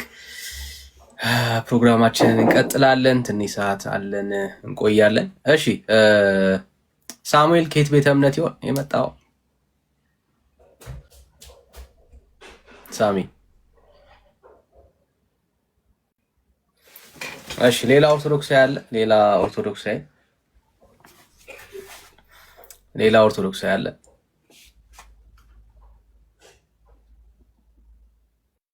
ሌላ ኦርቶዶክሳዊ ከፈጣሪ በታች ከፍጡራን በላይ ናት ብሎ የሚያምን ኦርቶዶክሳዊ፣ እንደዛ ብሎ የሚያምን ኦርቶዶክሳዊ አለ? እንግዲህ ቤተክርስቲያኒቷ ውስጥ ያለ ትልቅ ትምህርት ነው። የትምህርትና እምነት ነው። አምናለሁ እኔ ኦርቶዶክሳዊ ነኝ ብሎ የሚያምን ሰው ካለ በዚህ ጉዳይ ላይ ጥያቄም ያለው ሰው ካለ መግባት ይችላል። እሺ ኪዲ ነው የሚለው። ሰላም ኪዲ።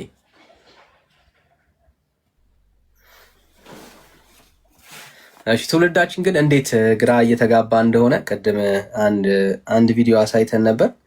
እስቲ እሱን ቪዲዮ ድጋሚ ላሰማችሁ። እንዴት ያለ ከባድ ትምህርት እንደሆነ ሰውን ወዴት እንደሚመራ እንድታዩት ያክል ነው። ሌላ ዓላማ የለውም። እሱን ግን እንድትመለከቱት ያክል ነውና እስቲ ልክፈትላችሁና አዩት።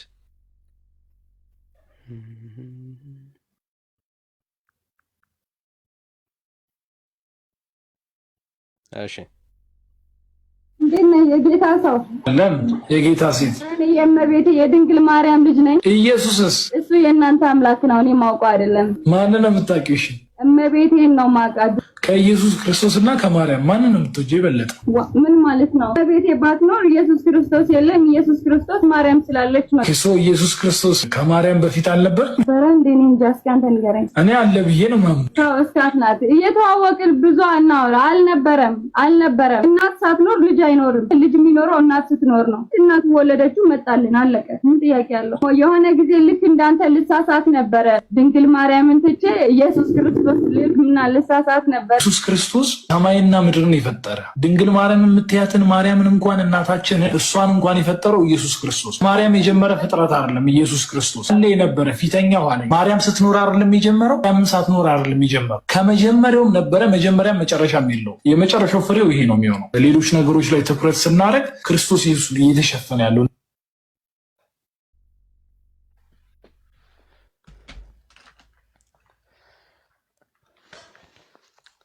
እንግዲህ ትውልዳችን ምን ያህል ጨለማ ውስጥ እንዳለ እንድትመለከቱት ያክል ነውና በጣም ከባድ ጨለማ ውስጥ ነው ያለው። በጣም ማለት ነው። መሰረቱ ግን የቤተክርስቲያኖቿ መጽሐፍቶች ናቸው። መሰረት የሆነው አሁን ዝም ብለው ከኪሳቸው ምናምን ያፈለቁት ሐሳብ አይደለም። ቤተክርስቲያን ውስጥ ያሉ መጽሐፍቶች፣ ስብከቶቻቸው ከዚህ የተለየ ነገር አያወሩም። ይሄንን ነው የሚያወሩትና ምእመኑ አንደርስታንድ የሚያደርገው በዚህ ደረጃ ነው። ይሄንን ሐሳብ ነው በደንብ የምናየው ማለት ነውና ቀላል ትምህርት አይደለም። አንድ ቪዲዮ ልድገምላችሁ ምን ያህል ከባድ ስራ እንዳለብን እንድታዩት ያክል ነውና በጣም ብዙ በጨለማ ውስጥ ያሉ ወገኖች አሉ። ለነሱ ወንጌል መስበክ አለብን ወገኖች። ጌታን ማሳየት አለብን። እሷ ስለተባረከች ነው እሷ ፍሬ የተባረከው። ይሄንን ማመን አለብን። ፍጡር ብቻ እንዳንላ የእግዚአብሔር እናት የሚል ደግሞ እሷ ስለተባረከች ነው። ማን የተባረከው? ኢየሱስ የተባረከው። እሷ ስለተቀደሰች ነው ኢየሱስ የተቀደሰው። ይሄንን የሚያወሩት ከኪሳቸው አይደለም ወገኖች፣ ከቤተ ክርስቲያናቸው መጽሐፍ ውስጥ ነው። ከአየር ላይ የተገኘ ትምህርት አይደለም። ቤተ ክርስቲያናቸው ውስጥ ያሉ ትምህርቶች ናቸው ሪፍሌክት እየተደረጉ ያሉት እና ምእመኑ እንደው የእግዚአብሔርን ቃል እኮ ስለማያውቁ ነው፣ ቤተ ክርስቲያኒቷን ስለማያውቁ ነው እንዳትሉ። ያቺ ትሆን እሺ። አሁን ግን የማሳያችሁ ወገን የቤተ ክርስቲያኒቷ ውስጥ ያሉ ከስም ሁሉ በላይ የሆነ ስም ሰዎች አሉት ላይ እና እመቤታችን ፍጡር ብቻ ልንላት አንችል። ምክንያቱም የፈጣሪ እናት ደግሞ ተብላለች ማለት ነው። እና ወገኖቻችን ከባድ ስተት ውስጥ የሚገቡት ያው እንዲህ አይነት ትምህርት ስላለን ቤተክርስቲያኗ ውስጥ እንደዚህ አይነት ትምህርት አለ። እምነታቸው ነው፣ የቤተክርስቲያን አቋም ነው እያለ ሲያወራ ሰምታችሁታልና እንደዚህ ነው ያለው። እሺ ሰላም ታለም እንዴት ነሽ? ማርያማዊት ሰላም ማርያማዊት። ሰላም ቤተሰብ እንዴት ናችሁ? ያለው ሁሉ ሰላም ሁሉ መልካም ሁሉ ሰላም። ከየት ቤተ እምነት? የኦርቶዶክስ ተዋህዶ። እሺ ከፈጣሪ በታች ከፍጡራን በላይ ናት ማርያም? በእጅጉ። ኦኬ ምን ማለት ነው? የሴኔው እንጃ ሲጠይቃቸው ምን ማለት ነው? እሺ የመጀመሪያ በደንብ ጊዜ ወስዶ መደማመጥ እንዲቻል እሺ ንገሪኝ። ችግር የለም አድምጥሻለሁ። የሴኔው ቀዮቹን ማሳካ ውሰጅ ችግር እኔማ ላይ ነኝ እኔ ላይ እሺ ጋዲስ የትስጥሽ ችግር ጋዲስ ያለች እሺ ሶሪ እሺ የመጀመሪያው መግቢያዬ የሚሆነው እንግዲህ አንተ ሌላውን የምታስተምር ራስህን አታስተምርምን? አትስረቅ ብለህ የምትሰብ ትሰርቃለህን ይላል የመጽሐፉ ቃል ማለት ነው። ስለዚህ ይሄንን አስተምሮት ከያዝን እኛ የምንናገረው የምናውቀው የተማርነውን ከሆነ የተማርነውን ደግሞ ካልተገበርነው ምናልባትም ከንቱ ውዳሴ ስለሚሆን በድፍረት ስለ ጌታችንና መድኃኒታችን ኢየሱስ ክርስቶስ ስናወራ ስለ ድንግል ማርያም ስናወራ ምናልባትም ያኛውን የሚናፍቀንን የመጨረሻውን ቤት መርሳት አለብን ብዬ አላስብም። እንግዲህ ስለ እመቤታችን ስናነሳ ወደ ሉቃስ ወንጌል ነው ምዕራፍ 1 ነው የምወስዳችሁ። መልአኩ ወደ እርሷ ገብቶ ደስ ይበልሽ፣ ጸጋን የተመላሽ ሆይ ጌታ ካንቺ ጋር ነው፣ አንቺ ከሴቶች መካከል የተባረክሽ ነሽ አላት ይላል። እርሷም ባየችው ጊዜ ከንግግሩ በጣም ደነገጠችና ይህ እንዴት አይነት ሰላምታ ነው ብላ አሰበች። መልአኩም እንዲህ አላት፣ በእግዚአብሔር ፊት ጸጋን አግኝተሻልና አትፍሪ። እነሆ ትጸንሻለሽ፣ ወንድ ልጅም ትወልጃለሽ፣ ስሙንም ኢየሱስ ትይዋለሽ። እርሱም ታላቅ ይሆናል። እንግዲህ የልዑል ልጅ እንደሆነ ታላቅነቱን መልአኩ ቅዱስ ገብርኤል እየነገራት መጥቷል። ማርያምም ወንድ ስለማላውቅ እንዴት ይህ ይሆናል አለችው። መልአኩም መልሶ እንዲህ አላት፣ መንፈስ ቅዱስ በአንቺ ላይ ይመጣል፣ የልዑል ኃይልም ይጸልልልሻል። ስለዚህ ደግሞ አንቺ የሚወለደው ቅዱስ የእግዚአብሔር ልጅ ይባላል ይላል።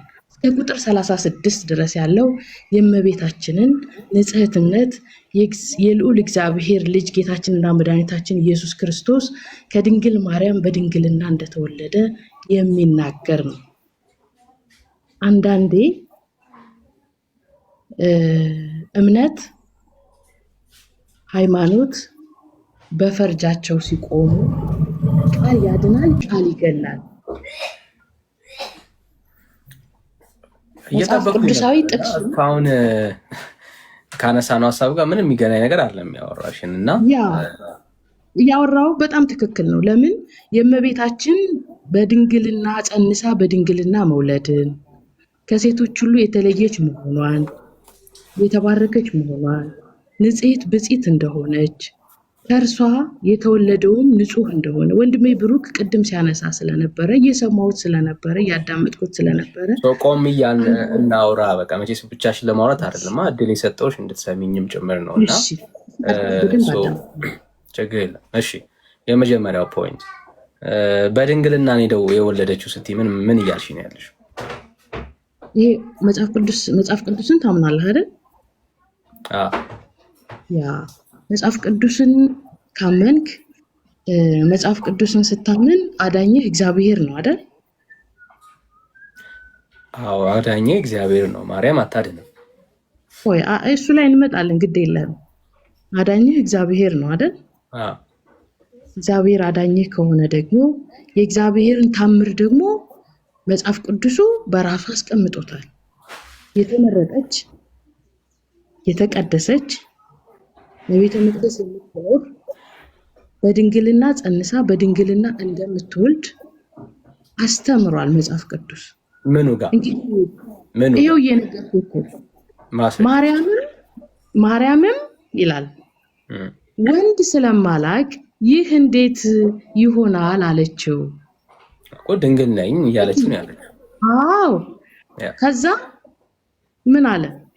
መልአኩም መልሶ እንዲህ አላት፣ መንፈስ ቅዱስ በአንቺ ላይ ይመጣል። ስለ መንፈስ ቅዱስ እያወራን ነው። መንፈስ ቅዱስ በአንቺ ላይ ይመጣል፣ የልዑል ኃይል ይጸልልልሻል።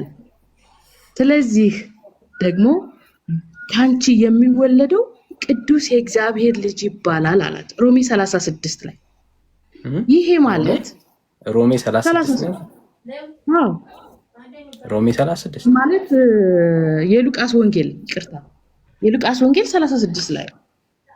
ስለዚህ ይሄ የመጽሐፍ ቅዱስ አስተምሮት ነው። መቼም መጽሐፍ ሉቃስ ወንጌል 36 ነው ያልሽው? ያ ስለዚህ ምዕራፍ 1 ቁጥር 36 እየነገርኩ ነው። እስካሁን ከምዕራፍ 1 ጀምሬ ነው የማወራው። ስለዚህ ከወለደች በኋላ ድንግል ስለመሆኗ ማስረጃ ቆይ እያወራሁ ያለውን ነገር መጀመሪያ እንደማመጥበት። በጣም በስርዓት እየሰማንሽ ያለ ለዛ ነው እኮ ጥያቄ የምንጠይቅሽ እየሰማሁሽ ስላለ እንድታስረጂ።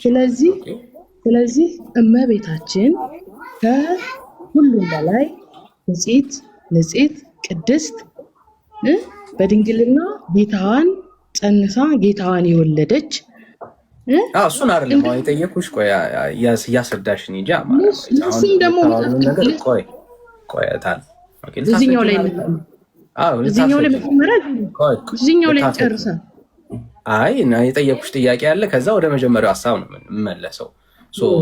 ማርያም ደጋግመሽ በድንግልና ስለወለደች ያሽን ያለሽው እና ከወለደች በኋላ ማርያም ድንግል ስለመሆኗ ማስረጃ ስጪኝ ያልኩሽ። ቆይ የመጀመሪያው ጥያቄ እመቤታችን ከፍጡራን ወደ መጀመሪያው ጥያቄ ነው እመጣለሁ። በቃ ተውኩት። ወደ መጀመሪያው ጥያቄ እንመለስ። እሺ የመጀመሪያው ጥያቄ ላይ ደግሞ ፎከስ አድርገን እናውራ። ማርያም ከፍጥረት ሁሉ በላይ መሆኗን ማስረጃ ስጪኝ። አዳምጠኝ። ከፍጡራን ያዳመጥኩሽ እኮ ነው። እንዳልተደመጠ ሰው አክታታ እኔ በተረጋጋ እኔ መረጋ ብዬ ነው እያወራሁሽ ያለሁት። አለመረጋጋት አይደለም የሚታየኝ። የምትጠየቂውን አውሪ ማለት አለመረጋጋት ማለት አይደለም። የጠየኩሽ ጥያቄ ምንድነው? ማርያማዊት አሁን ማርያም ከፍጥረት ሁሉ በላይ መሆኗን ማስረጃ ስጪኝ።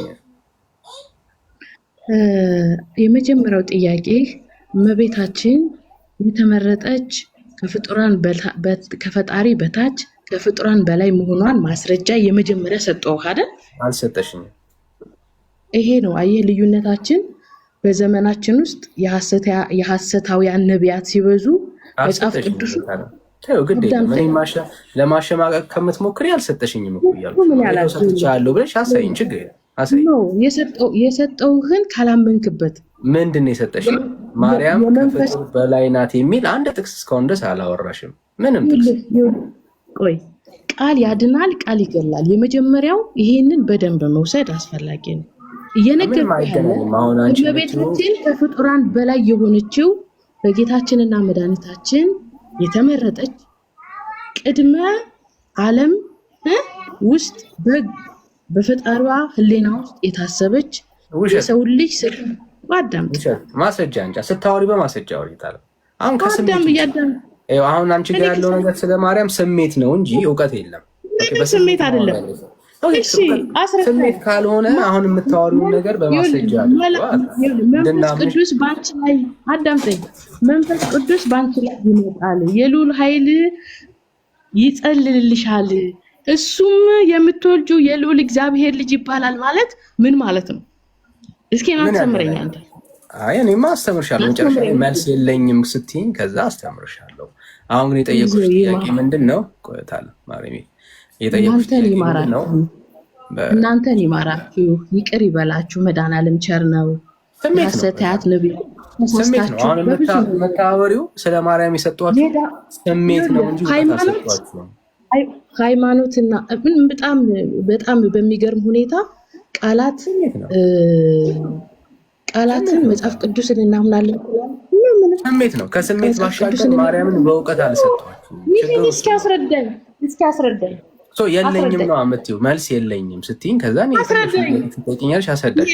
መጀመሪያ መልስ የለኝም እንዳለሽ እንድትኖሪ ስለማልፈልግ የለኝም ምን ማለት ነው? ይሄ የኃያልነቷን እኮ የለኝም አስረዳሽ። የተመረጠችነቷን በድንግልና ፈቃደኛ ነኝ። አሁን የለኝም በይኝና ጥቅስ እየሰጠው እኮ ነው። የለኝም በይኝና ለጠየኩሽ ጥያቄ ከዛ ላስረዳሽ። ችግር የለም። ይሄ ለምን ብዬ ነው እኔ የድንግል ማርያምን ልጅ ኢየሱስ ክርስቶስን የማምን የድንግል ማርያምን አማላጅነት የማምን መጽሐፍ ቅዱሳዊ ጥቅስ ነግሬ ማስተምር የለም። መጽሐፍ ቅዱስ አይደለም ድንግልናዋን ልዕልናዋን አማላጅነቷን አስተምርሃለሁ። ስሜት ነው እዚሁ ቁጭ ብያ እሱ አላስተምርህና ይሄውን ያስተምርሃለሁ። እሱ ስሜት ይሄንን አስተምር።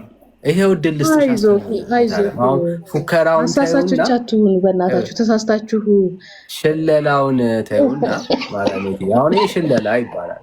ቀረርቶ ትዝ ይልሻል? ኧረ ጎራ ኧረ ይሄው እኮ መጽሐፍ ቅዱስ ይላል። ቀረርቶ አስረዳኝ በቃ ልክ እንደዛ ነው እታለም። እና አይዞሽ እታለም። አይባል አሁን ከስሜት ውጪና ለጠየቁሽ ጥያቄ ማስረጃ ስጪኝ እታለም። ማስረጃ ስጪኝ። ልብስ ብስለታችሁን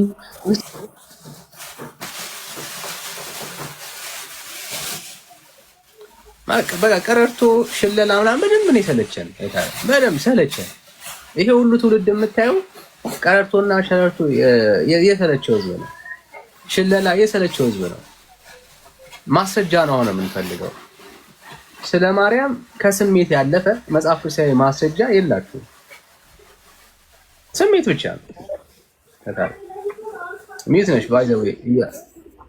አይ ማንም ሚዩት አላደረግሽም። ራስሽን ስታወሪ ተሳስተሽ ሚዩት ካላደረግሽ በስተቀር ማንም ሚዩት አላደረግሽም። ማንም አላደረግሽም።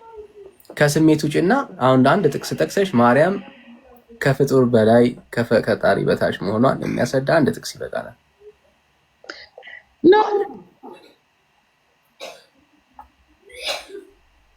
ሚዩት አድርገህ ስላወራህ ጌታ በሚያውቀው ማንም ሚዩት አላደረገሽ። እኔ እያየሁኝ ነው። ማንም ሚዩት አላደረገሽ። ይጽፍልኛል። ሚዩት ስትደረግ ይጽፍልኛል። እዚህ ጋር ግን ሚዩት አልተደረግሽ። እታለም ራስሽ እንደሱ አታጽናኝ። ይሄው አሁን እንድል እየሰጠሁሽ እኮ ነው። እታለም ማራመድ አይዞሽ በርቺ። መብርታት ነው ያለብሽ።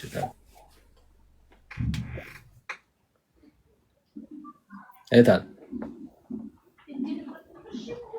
ከስሜት ያለፈ ስለ ማርያም የሰጧችሁ እውቀት አለ የለም? አንሳው ሚዩቱና እታለም እያወራሽ እኮ ነው። ምን አድርገን ነው ሚዩት የምናደርገው? ካላወራሽ ባይዘው አያወራም። ቲክቶክ ራሱ ስታወሪ ነው የሚያወራው። በመነጋገር እንጂ መተማመን የሚችሉ ሚዩት በማድረግ አይደለም።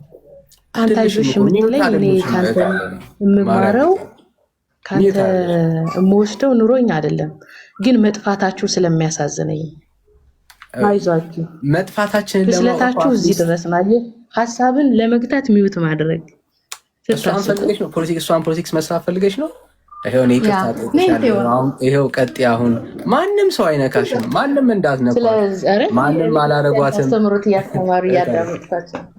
በጣም ነው የሚያስቀው። ብሎ ተገለጭ ሰው ራሱን ዝም ብሎ ማይኩ ከፍቶ ማለት ነው ሚዩት እኮ ነኝ ካለ የመጀመሪያ ሰው ነው በቲክቶክ ዓለም ላይ። አንዳንዴ ይኸውልህ አሁን ስለተነሳ ካለ አይዛችሁ ብሰሉ አንብቡ፣ አባቶች ቁጭ ብላችሁ ተማሩ። እናንተ ለኦርቶዶክስ ስለማርያም ለኦርቶዶክስ ተዋህዶ ስሜት ነው ለኦርቶዶክስ ስሜት ኦርቶዶክስ ውስጥ ስለማርያም ያለው ትምህርት ስሜት ብቻ የሚበቃ አንደበት የላችሁም። ይሄው ድል ልስጥሽ። እሱ አንቺ አንደበት አለኝ የምትይ ከሆነ ይሄው አሁን በእናትህ መስሎኝ ስንቱን የምጠቀምበት ሰው ነኝ። አንዱ አይዞህ ምን ነው የድንግል ማርያምን አማላጅነት አይዞህ ያኛው ማሰጀርሽ ምሽ አማላጅነት የተጻፈው መጽሐፍ ቅዱስ ተቀድስ አማላጅነት ጋር ችግር የለም። ቀዳችሁ ትጥሉት የሉቃስ ወንጌል ለእናንተ ሲባል ይቀደም ችግር የለም። አማላጅነት ሮሜን እናስወጣላችሁ።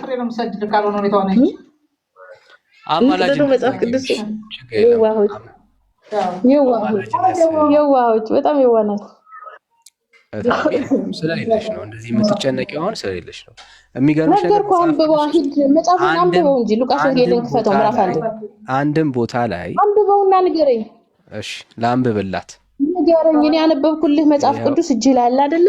የሉቃስ ወንጌልን ምዕራፍ 1ን ግለጸውና ቁጥር 36 ነው አንብበው እስኪ እዚሁ ላይ አሁን እኔና እነዚህ ጓደኞች እየሰሙ ቁጥር 36 ነው ወያሹ 441 ቁጥር 26 አማላጅነቷንም እነግርሃለሁ። እሺ ይኸውልህ አንብበው። አማላጅነቷንም እነግርሃለሁ። እነሆ ዘመድሽ ኤልሳቤጥ እርሷ ደግሞ በእርጅናዋ ወንድ ልጅ ጸነሰች። አማላጅነቷንም ሂድና ለእርሷም መካን ትባል ለነበረችው ይህ 6ኛ ወር ነው ይላል። የሰጠችን ሉቃስ 1 ቁጥር 36 የሚያወራው ስለ ኤልሳቤጥ የሉቃስ ወንጌልን ምዕራፍ 1 ጀምረህ አንብበው። አይዞሽ ታለ አንብበሽ አንቺ ያገኘሽ ስለሌለኛ ከላይ ጀምረህ ቁጥር ስንት ላይ ያገኘሽ? እንደ ምዕራፍ ጥቀሹ ቁጥር ጥቀሱ አይደለም የምትሉ ቁጥር ስንት ላይ ያገኘሽ ታለ? የለም አንቺ የምትይው ሐሳብ የለም ታለ። እና አይዞሽ ታለ የእውነቴን ነው የምለው መበርታት ነው ያለብሽ። አሁን ራስሽን ከማጽናናት ውጪና ለእግዚአብሔር ሐሳብ ተገዢ። መጽሐፍ ቅዱስ ውስጥ ስለ ማርያም ኦርቶዶክስ የሰበከቻችሁን የነገረቻችሁን ትምህርት አታገኙ። መጽሐፍ ቅዱስ ውስጥ የለም። ለኦርቶዶክሳውያን ይሄ መርዶ ሊሆን ይችላል። እስከ ዛሬ ድረስ ኦርቶዶክስ ቤተክርስቲያን ውስጥ ስለ ማርያም የተነገሩ በአብዛኛው ትምህርቶች በአብዛኛው ሐሳቦች ከሉቃስ ቃል ውስጥ የሌሉ የሰው ጀምረህ ከቁጥር 1 ጀምረህ እስከ 36 ያለው ያለበት መጽሐፍ ቅዱስ ብቻ ብለን የምናምን ክርስቲያኖች ነን። ከቁጥር 1 እስከ 36 መጽሐፍ ቅዱስን አንብበን በደንብ ነው ያለው። እኔ ላንብብልህ የምናምን ሰው እኔ ላንብብልህ። ለጠየኩሽ ጥያቄ ምንድነው? እስቲ አስታውሻቸው ለሚሰማኝ ሰው። አንተ ያግዲኒ እኔ ከያዝኩት መጽሐፍ ቅዱስ ያንተ መጽሐፍ ምን ነበር ጥያቄው? ከቁጥር 1 ጀምረህ ጥያቄው ምን ነበር? ሉቃስ ወንጌል ጥያቄውን አስታውሽ። ምዕራፍ 1 ከቁጥር 1 እስከ 36 ምንድን ነበር ጥያቄው? የእመቤታችን ከፈጣሪ በታች ከፍጡራን በላይ ሉቃስ 1 ቁጥር ከምዕራፍ 1 ከ1 እስከ 36 አንድም ቦታ ላይ ማርያም የተለየች ናት የሚል የለም። ቁጥር ስንት ላንብብልሽ? እኮ ስንት ቁጥር ላንብብልሽ ታለም እንዴ? አንብበው እኮ አይባልም። እግዚኦ ማረነ ክርስቶስ ይማር። ምን ቁጥር ስንት ታለም? አይዞሽ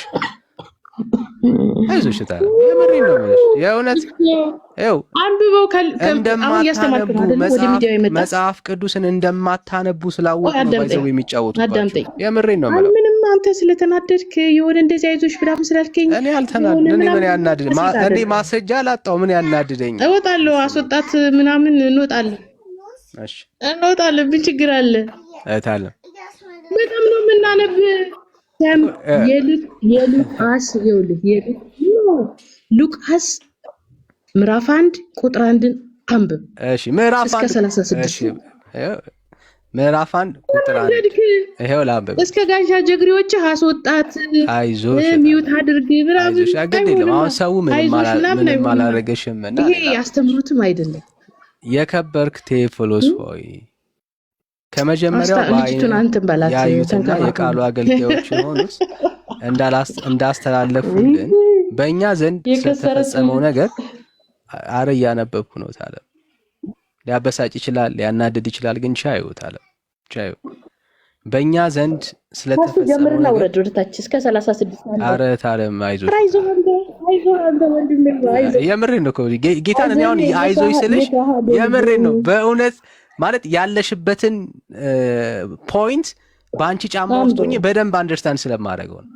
እሺ ለዘመናት አሁን ገብቼ መናፍቅ ቤት ገብቼ ይሄንን ጥቅስ ተቀሽ አርበደብዳችኋለሁ ብለሽ እንግዲህ የንስሐ አባትሽ ይሁኑ ሌላ ሰው ይሄን ሲነግሩሽ አምነሽ ነው የመጣሽው። ቆይታለም ይኸውልሽ አምነሽ ነው የመጣሽው።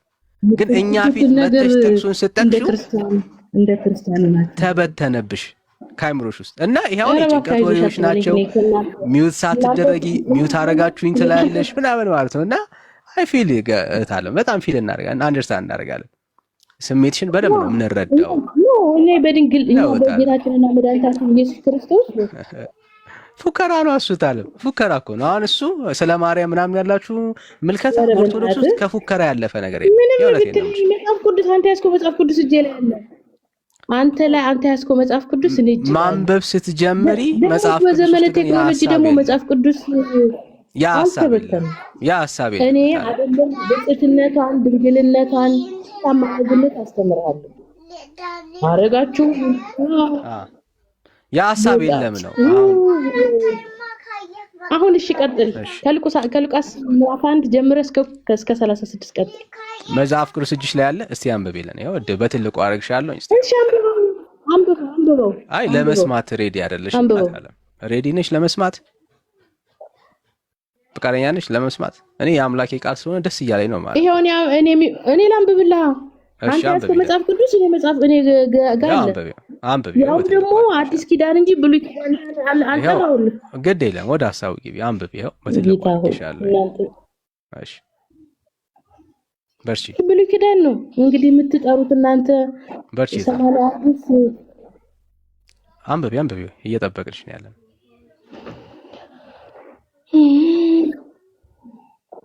ምንም ችግር የለውም። አዳምጣለሁ፣ አንብበው አልኩ እኮ። ጎበዝ፣ አይ አንብቢው፣ ችግር እየጠበቅንሽ ነው ያለን። አዎ ይሄው ሚውት እሺ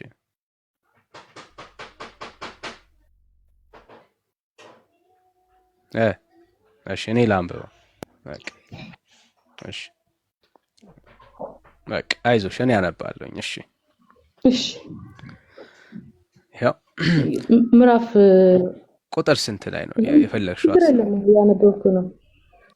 መልአኩ ወደ እርሷ ገብቶ ደስ ይበልሽ፣ ጸጋን የተሞላሽ ሆይ ጌታ ከአንቺ ጋር ነው፣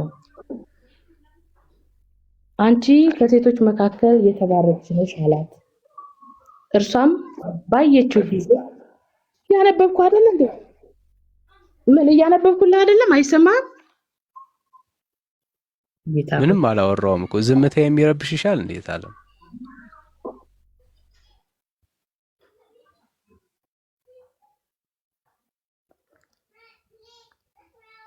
ምንም እኮ አላወራንም።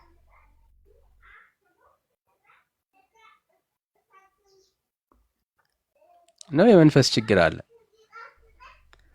በልጮ ውጣ። እኔ እኮ ላንብበው አልኩኝ እኮ እያነበብኩ ነበር። ጮ ውጣ በል፣ ጮ ውጣ። እሺ እንግዲያውስ ስማኝ። መልአኩ ወደ እርሷ ገብቶ ደስ ይበልሽ። አረ በእናትህ ተረጋጋ፣ እሺ። አረ እናንተ ጋር ያለው መንፈስ ጮሆ ይውጣ። ምን እኮ አላወራሁም እኔ። እሺ ወይ እየዘገየ ነው የሚደርስሽ? ታለ እየዘገየ ነው የሚደርስሽ? ጮሆ የሚወጣ ዳቦ ፈልገው ሃይማኖታቸውን መጽሐፍ ቅዱስን ቆርጠው ለሚሰጡት ነው። እኛ ቤት እንግዲህ የሉቃስ ወንጌልን ቆርጠን ወይም ደግሞ ሮሜን ቆርጠን እናወጣላችሁ። የቸገራችሁ ነገር እሱ ነው። እናንተ ሃይማኖትና እምነት እያነበብሽ እኮ ነው ያለሽው። አሁን መንፈስሽ ደግሞ ድጋሚ ተረበሸ። ምን ትቀልዳላችሁ? መንፈስሽ ድጋሚ ተሳስታችሁም አታሳስቱ። ተሳስቶ የሚያሳስት እየዘገየ ይሆን? ኔትወርክ እየዘገየ ይሆን? እስቲ ቃሉን በደንብ ብትማሩ እንደዚህ ትሆኑ ነበር። ይሄ የእውነት መንፈስ እንደሆነ ነው የሚታየኝ። የምሬን ነው። ፈጣሪውን እንኳን የማያከብር የፈጣሪውን እናት እንኳን የማያከብር እየተበሳጨ ያለ መንፈስ እንዳለ ይሰማኛል። እውነት ለመናገር አይ በደንብ አይዘገይም። በደንብ ነው ማዳመጥ። በደንብ ይሄው እኔ ከዘገየብህ ይሄው እኔ ታብታብ እያደረኩ አወራሃለሁ። ሽንፈት አይሰማችሁ። እሺ ምክንያቱም እምነት መቼም አይረበሽም። እኔ የድንግል ማርያም ልጅ ነኝ። አይዘገይም። አይዞህ። እሺ አይዘገይም። አይዞህ። አይ ምንም አንተ ተቀመጥክበት ወንበር ላይ እታለ አንተ ጋር ነው የሚበሳጨው። እኔ የድንግል ማርያም ልጅ ነኝ፣ አልበሳጨም። እየሳኩ ነው፣ እያሳዘናቸው ነው የማወራው። ይሄው ምልክቱ። ምናልባትም በስህተት ያልወደቁ እህቱና ወንድሞች ካሉን ወደ መጽሐፍ ቅዱስ ትምህርት ራሳቸው ተመልሰሽ ግቢ። ውጪና ተመልሰሽ ግቢ። በአጋጣሚ እምቢ አለኝ እኔ ራሱና እየታዘዘልኝ አይደለም። እስቲ ውጪና ይሄው ላይክ እኔ ታብታብ እያደረኩኝ እንዲሰማችሁ፣ በደንብ እንዲሰማችሁ። እሺ ጥሩ። እየሰማሽን ከሆነ ማንበቡን ቀጥይ። አይዟችሁ። ተሳስታችሁ ሰው አታሳስቱ። ኧረ ታለ ማንበቡን ቀጥይ እኮ መጽሐፍ ቅዱስ ግማሹን እየተማራችሁ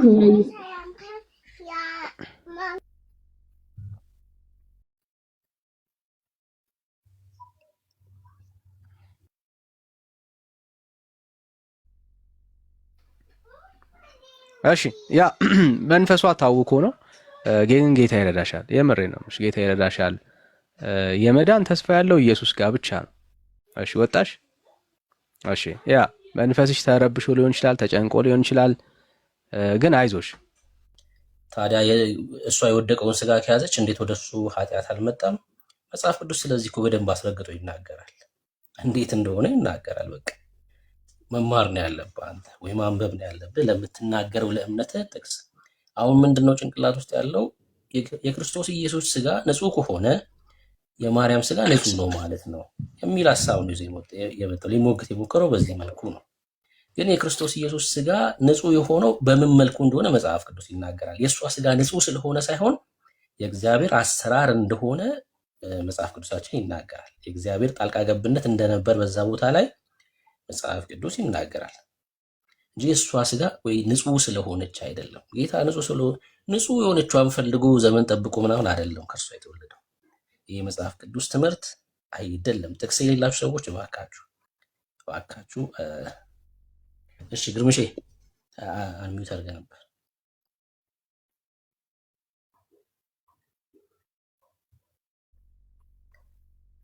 ጆ እንኳን ደህና መጣህ።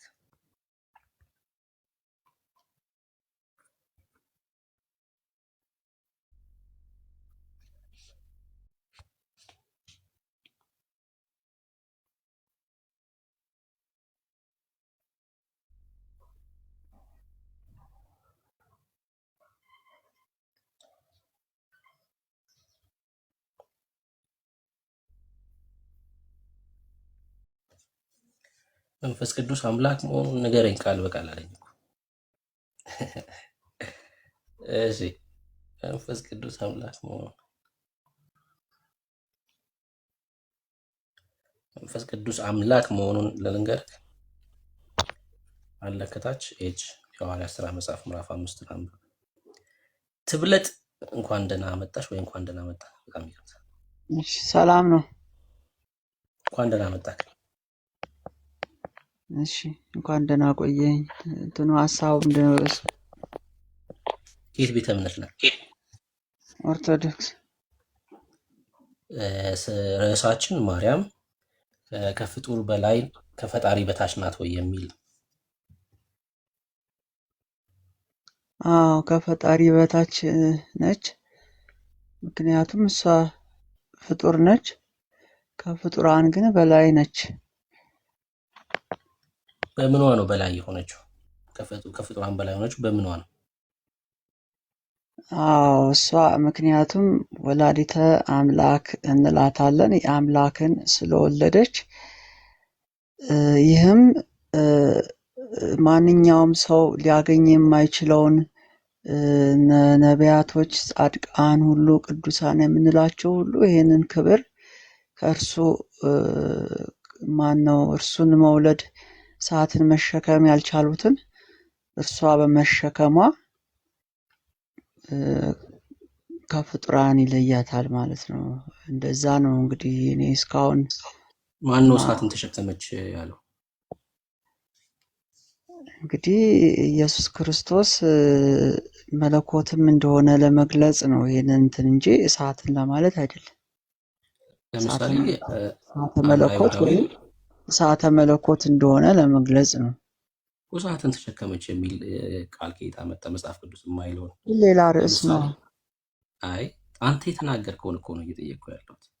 እሳትን ተሸከመች አሁን ከፍጡራን በላይ የሚለውን ወላዲተ አምላክ ወይም ሌሎቹ ሊያደርጉ እሱን እርሳው በቃ።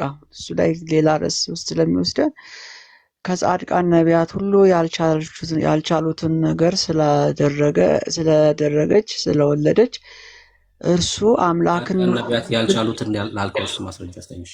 ጻድቃን ነቢያት ያልቻሉትን እሱ አደረገችው ላልከው ይሄንን ክብር ያገኙአሉ። ይሄንን ክብር የእሱን የመውለድ ሌሎቹ አግኝተዋል። ይሄን ክብር አንዴ ስማይ። ጻድቃን ነቢያት ያልቻሉትን ስትል ተጠይቀው ስላልቻሉ ነው። ተጠይቀው አንችልም ብለው ነው። ይሄን ምክንያቱም እንደዚህ ይላል በሉቃስ 1:28 ላይ ከማንም ፍጡር በላይ መሆኗን ሁሉ ሲናገር ሰላምታ ቅዱስ ገብርኤል ሲሰጣት አንቺ ከሴቶች መካከል የተባረክሽ ነሽ ብሎ ጸጋን የተመላሽ እያለ ሁሉ ከፍጡራን ሁሉ እንደተለየች ከሴቶች መካከል ሁሉ እንደተለየች ጸጋን የተመላባት እንደሆነች ቅዱስ ገብርኤል ሲመሰክር ሁሉ እዛ ላይ ማየት ይቻላል እንደማስረጃ። ምናልባት ለምሳሌ ሉቃስ 1:28ን ጠቀስክ። ከምን መካከል የተለየች ነው ያላት? ከሴቶች መካከል የተለየሽ ነሽ ማለት ከወንዶች እንግዲህ ወንዶች ይበልጡሻል የሚል ነገር ልታመጣ ነው ወይስ ምንድን ነው? አልገባኝ። ኦፍኮርስ አዎ። ለምን መሰለህ ከሴቶች የሚል ቃል አሁን ይኸውልህ፣ ከሴቶች ታዲያ ከበለጠች ከፍጡር አይደለም ሴቶች? ፍጡር አይደለም ሴቶች? ሴቶች እየሰማሽ ስንታወራ እየተሰማማን እናውራ። ከሴቶች መካከል ለምንድን ነው ከፍጡራን መካከል ብሎ ያልተናገረው? ወንዶች ስለማይወልዱ ነው። የገብርኤል መልእክት ከመውለድ ጋር የተያያዘ ስለሆነ ከሴቶች መካከል ከሴቶች ሁሉ ትበልጫለሽም ደግሞ የሚል ሀሳብ የለውም። ከሴቶች መካከል ጸጋን የተመላሽ ብሏታል። ጸጋን የተመላሽ አንዴ እየጨረስን እንሂድ። ከሴቶች መካከል ሲል ከመውለድ ጋር የተያያዘ ስለሆነ ከሴቶች መካከል እግዚአብሔር በአንቺ ሊሰራ ወዷል እያላት ነው ያለው። ጸጋን የተመላሽ ሲላትም ጸጋን የተሞላችው እሷ ብቻ አይደለችም፣ ማርያም ብቻ አይደለችም ጸጋን የተሞላችው። ማርያም ብቻ ናት ጸጋን የተሞላችው። ሌሎች ያልቻሉትን እንግዲህ ትልቅ ክብር ነው ከቅዱሳን በላይ መጣት። ሌሎች ያልቻሉትን የምትለው ቃል ከየት ነው ያመጣው? ሌሎች ያልቻሉትን ስትል ከየት አመጣህ ነው? ለምን ነው በእግዚአብሔር አምላክን መውለድና ሌሎች ክብሮችና አምላክን መሸከም ያለው ክብር አንድ ነው ብለን የምታስበው? ሌሎች ያልቻሉትን ስትል ከየት አመጣህ ነው ተጠይቀው። ለቃሌ ስህተት ይቅርታ ጠይቃለሁ። የአንድ አይነት ክብር ነው፣ ግን ሌሎች የተሰጣቸው ያደረጉት ክብርና አምላክን የመሸከም የመውለድ ጸጋ አንድ ነው የምትለው አንተ? እግዚአብሔር እንደ አገልግሎታችን ይከፍለናል። እንዳገለገልንበት መጠን እንደ አገልግሎታችን እግዚአብሔር አክሊል አለው። አንተ ግን ከሷን ከፍጡራን በላይ ናት ስትል ለየትኛው ጥቅስ ነው እሷን ከፍጡራን በላይ? እሺ ላስረዳህ። አልሰማኝም። ይኸውልህ መልአኩ ደስ ይበልሽ ጸጋን የተመላሽ ሆይ ነው ያላት። እንግዲህ ጸጋን የሞላብሽ ስትባል ማለት ነው ከሌሎች ቅዱሳን የተለየች መሆኗን ያሳየናል። አያሳይም። ሌላ ጸጋ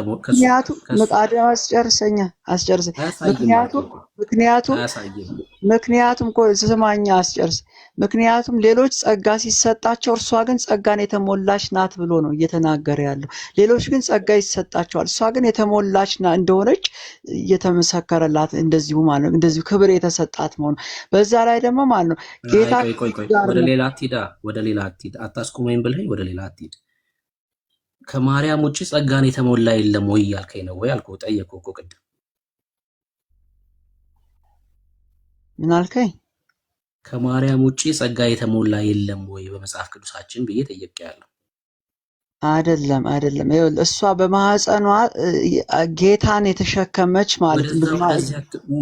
ጌታን የተሸከመች ልዩ ስልጣን ቀድሞ የተሰጣት የተመረጠች የተለየች ነች። ቀድማ በአምላክ ሕሊና የታሰበች።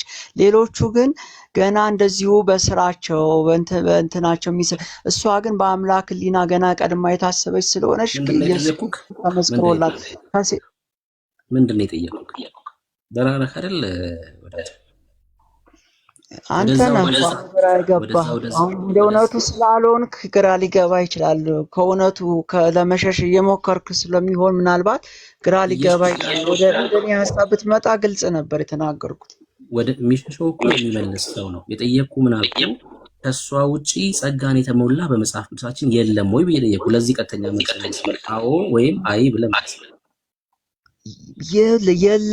የለም። ምክንያቱም እነሱ የተሰጣቸው ጸጋ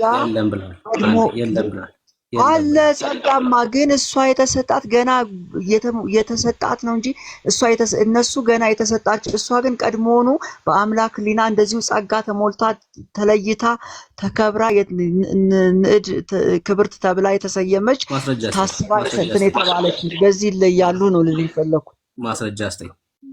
አስቀድማ ክብርት ልዕልት ተብላ የተለየች መሆኗን ከመጽሐፍ ቅዱስ ጥቅስ ተናገረ።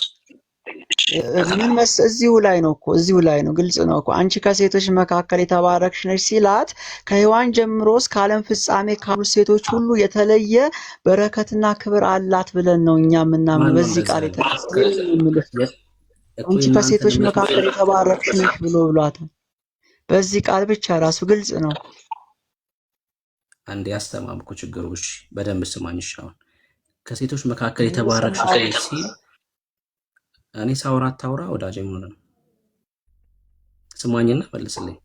ከሴቶች መካከል የተባረክሽ ነሽ ሲል ከአዳም ጀምሮ እስከ መጨረሻ ድረስ ነው ብለህ ተናግረሃል። በማስረጃ አሳየኝ። ማስረጃዬ የእሷ ክብር ለማንኛውም ፍጥረት አልተሰጠም። ለእሷ የተሰጠ ክብር ይህንን ነው እንደ ማስረጃ ጥቅስ አሳየኝ ነው እኮ እኔ አሁን ጥቅስ አሳየኝ ነው። ኤልሳቤጥን አንሳ፣ እሺ ኤልሳቤጥን አንሳ። ምን ብላ ነው የጠራችው? የጌታዬ እናት እያለች በማህፀኗ ያለው አምላክን ማለት ነው የጌታ እናት እያለች ወላዲት አምላክ እያለች እያመሰገነቻት እየጠራት ለእሷ ትልቅ ክብር እየሰጠች እንደዚህ ያለ ነገሮች ስታይ ለሌሎች እንደዚህ የጌታዬ እናት እየተባሉ የሚመሰገኑ እንትን የሚባሉ ክብር የተሰጣቸው አሉ። ምንድን ነው መሰለህ ትልቁ ችግር ከእሷ ውጭ የጌታ እናት የተባለች አለች ምናምን ብለህ ነው የምታወራው። ጌታ ስንቴ ነው የተወለደው? አንዴ ነው አይደል የተወለደው? ሰው የጌታ እናት ተብላ ልትጠራ የምችለው ብቸኛ እሷ ናት። በቃ ሌሎች አሉ ወይ ብለህ እንዴት ታወራለህ? ጌታ አንዴ ከሆነ የተወለደው በቃ አንድ ሴት ናት ጌታ የምትወልደው ማለት ነው። የጌታ እናትም ተብላ ልትጠራ የምችለው እሷ ብቻ ናት ማለት ነው። ሌሎች አሉ ወይ ብለህ መናገር በራሱ ስህተት ነው። አንተን የወለደች እኮ አንተ እናት ብቻ ናት። ታብሌት ነው የሚለው የአንተ እናት አንተን ብቻ ከወለደች ሌላ ሴት አንተን ወልዳለች ተብሎ አይነገርም ማለት ነው። እንኳን የጌታ እናትም ማለት ነው። ሰው ልዩነት የለውም። በቃ ጌታ አንዴ ስለሆነ የተወለደው አንዲት ሴት ናት የጌታ እናት ተብላ የምትጠራው። አሁን ጌታን በመውለዷ ከፍጡራን በላይ ናት የሚል ጥቅስ ስጠኝ ነው እያልኩ ያለሁት ከመጽሐፍ ቅዱሳችን። አንተ እስኪ እንደዛ የሚለውንም የማይለውን ጥቅስ ስጠኝ። አንተ እስኪ የማይለውን ጥቅስ እንደዚህ ቀጥታ ቃል በቃል ከሆነ ጨዋታው እንደዛ ቀጥታ የማይለውን የማያስረዳውን ጥቅስ እስኪ ቃል በቃል ብሎ የሚያምን ሰው ነው እኮ ማስረጃ የሚሰጠው። ከጌታ ከፍጡራን በላይ ናት መልስ ይሆናል። ይሄም መልስ መልስልኝ። አንዴ ስማኝ፣ ማስረጃ የማቅረብ ግዴታ ያለበት ከፍጡራን በላይ ናት ብሎ ያመነው ሰውዬ ነው ማስረጃ የሚሰጠው። እኔማ ለሌለ ነገር እንዴት ማስረጃ እሰጣለሁ? አንተ ማስረጃ መስጠት ካልቻልክ የለም ትምህርቱ ማለት ነው። በቃ በጣም ቀላል እኮ አንተ ማስረጃ ማቅረብ ካልቻልክ።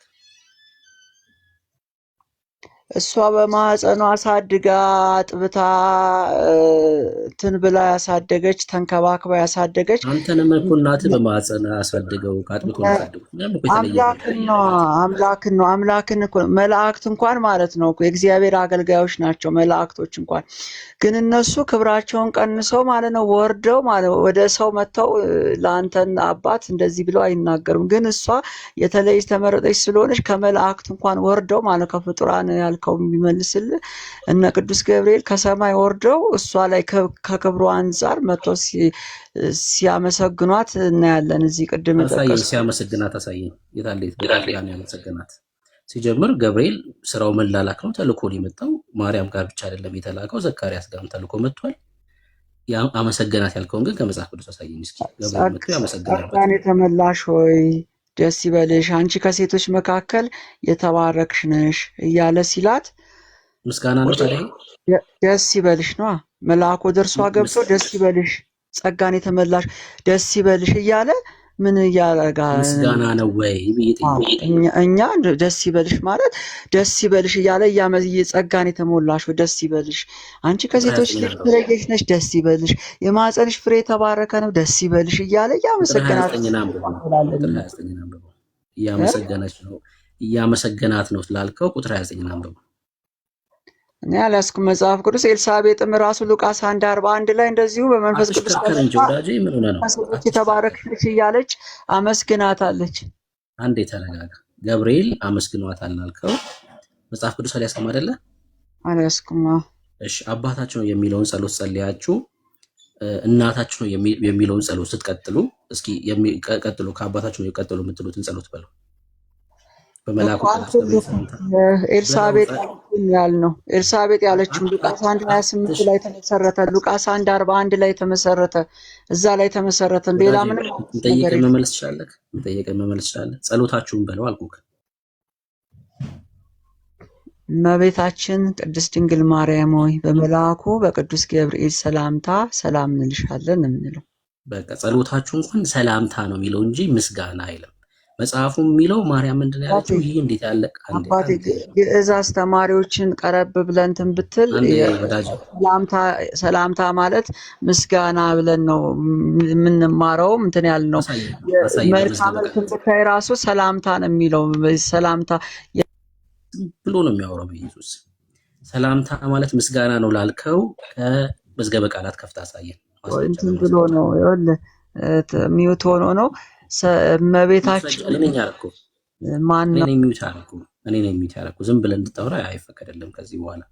ሰላምታ ማለት ምስጋና ነው ብለህ ለተናገርከው ከመዝገበ ቃላት ከፍተህ ግዕዝ ነው ስላልክ ማለት ሰላምታ ግዕዝ ነው ስላልክ በመዝገበ ቃላት ሰላምታ ምስጋና ነው የሚለውን አስከፍታ አሳየን። እኛ እንድንማር ማለት ነው። ና ተመለስ እንጂ የት ነው የምትሄደው? ና ግባ ተመልሰህ